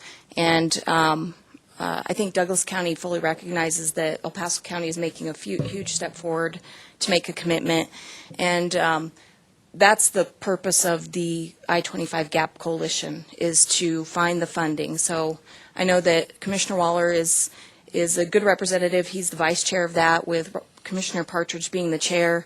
And so I know that, and there's many members here who are part of that as well. So that's our vehicle to make sure that we're putting pressure on Douglas County and Dr. Cog and saying we're all in this together. So thank you. Okay. One last comment. And while Karen's working on all these massive projects down I-25, she comes up to Bear Play and actually goes directly to Hoosier Pass and looked at Hoosier Pass where my concerns were. And I want to say thank you so much, Director Rowe. That's awesome that you would do that too. And you've got a huge, massive job, and Region 2 is a big place from Pueblo to Alma, and it's a big section, and thank you so much for thinking of us too and trying to look out for us too. I appreciate it very much. Okay. Come around, any member entity announcements? Festival in the Clouds this weekend. Come up, Mama. It'll be a fun time for everybody. Yes, Karen? I have one minor thing. September 26th is the public meeting in Colorado Springs for the I-25 PEL. We'll go over what alternatives are screened, and then we'll also kick off the NEPA document for the GAP project. So right now it's I-25 PEL, but September 26th up at the 21C Library in the evening. Thanks. Okay. Andy, can I just comment on that? Thanks. Well, let me come around the horn here. Trustee Smith? Oh. Okay, August 12th and 13th, we've got Raymond Days going on. We'll have the tractor pull going on again this year, and we roast pig and everything out there. We have a great time, so come on out. It's a lot of fun, a lot of kids out there, and just a small town get together. But we really do have a good time out there. So come on out to Raymond. We look forward to having each and every one of you out there. Mayor Ortega? We both have something. I just wanted to make sure to invite everybody. We have an open house event at our former Apple SCI Salmon building right there off the interstate. So we're hosting, along with IRG, Fountain Urban Renewal, and EMTEK. It's just an open house to kind of show off the building. They've done a lot of improvements inside. It's been sitting so long open. Nothing's going on in there, so if you've driven down that way, you've seen the parking lot's kind of redone and things. So it's going to be July 26th from 3:30 to 6. There are going to be some quick speakers, and then some tours of the facility. And so if anybody who would be interested in that facility, I know Mr. Vanderwerf tried to help us get that moving a few years ago, just didn't really get going. So we're pushing again to see if we can get that building moving. So. I understand if you own an Apple phone, the original chip was designed in that building, as I've heard a rumor, so it's kind of our claim to fame with the building, right? Just a couple things. The bylaws didn't get mentioned today. The bylaws revisions, proposed revisions went out to everyone, so please take time and look through them and send your comments back. We would love to be able to vote on them before the next meeting. We would like the bylaw changes implemented before the new executive director is on board, because it does include some things regarding that. Secondly, I know we all struggle with agendas. I would challenge us to the executive board to take a look at our agendas. I think today's is a little excessively long. There's nobody even here to hear the last two presentations that I think the mayor was saying. The one about CDOT was very important.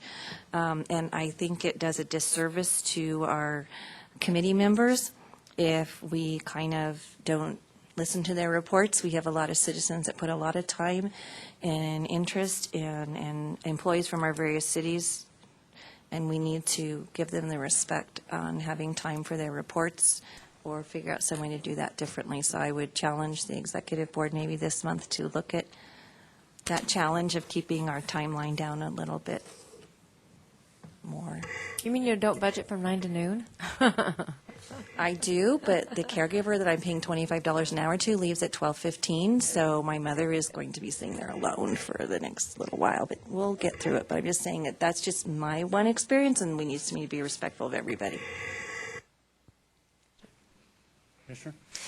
Karen, I just wanted to ask you real quick, on the September 26th meeting, can you get us a flyer for that so we can talk about it during the county commissioner meeting and just get it on the record and encourage folks to attend? That'd be great. Sure. And then also, everybody knows we have the Pikes Peak or Best Rodeo this week. Starts today, if you want to head out that way. And then the El Paso County Fair starts on Saturday. So I encourage you to go out to Callahan next week, and while you're on your way out to Brema, and enjoy part of the El Paso County Fair. Yes, thank you. A quick announcement about the West Colorado Avenue revitalization effort, which is a road that is being revitalized to improve the economy there. That is continuing, and it is essentially on schedule, but there are a lot of challenges. The construction company has found thousands of tires in Fountain Creek, thousands of tires, and they're pulling all of them out. This apparently was a policy from the 50s and 60s or whatever. Whenever there was flooding in there, they would just throw some old tires in there and hope that that would deal with the issue. Just so for your awareness, we received a complaint from a citizen that the contractor was putting tires into Fountain Creek, but they just simply misunderstood that they were actually pulling them out, not putting them in. So if you hear about that, we're removing the tires, not adding the tires. And I'll just make, actually I did work on that San Mina SCI thing, and on behalf of the City of Fountain, I'll just make the pitch. I think that may be the one last facility in the entire region with more than 100,000 square feet of production floor space available for a company of a reasonable size to come into the community and find a place to do their business. So if you know anybody looking for a larger kind of business space, go talk to the mayor or go talk to the council members in Fountain. Thanks. I'm thinking an Amazon distribution center.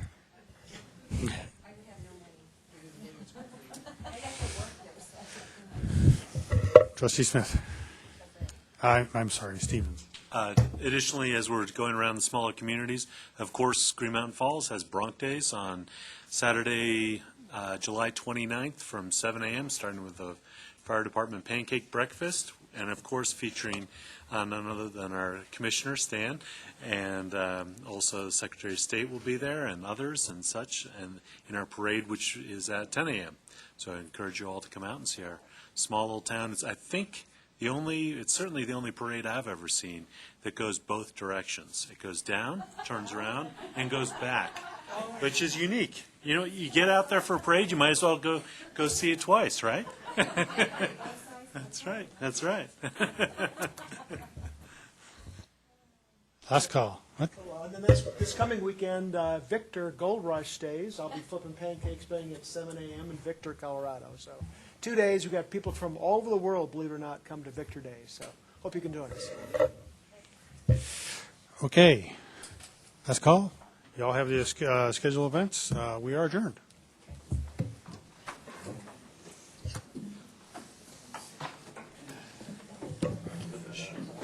Yes, thank you.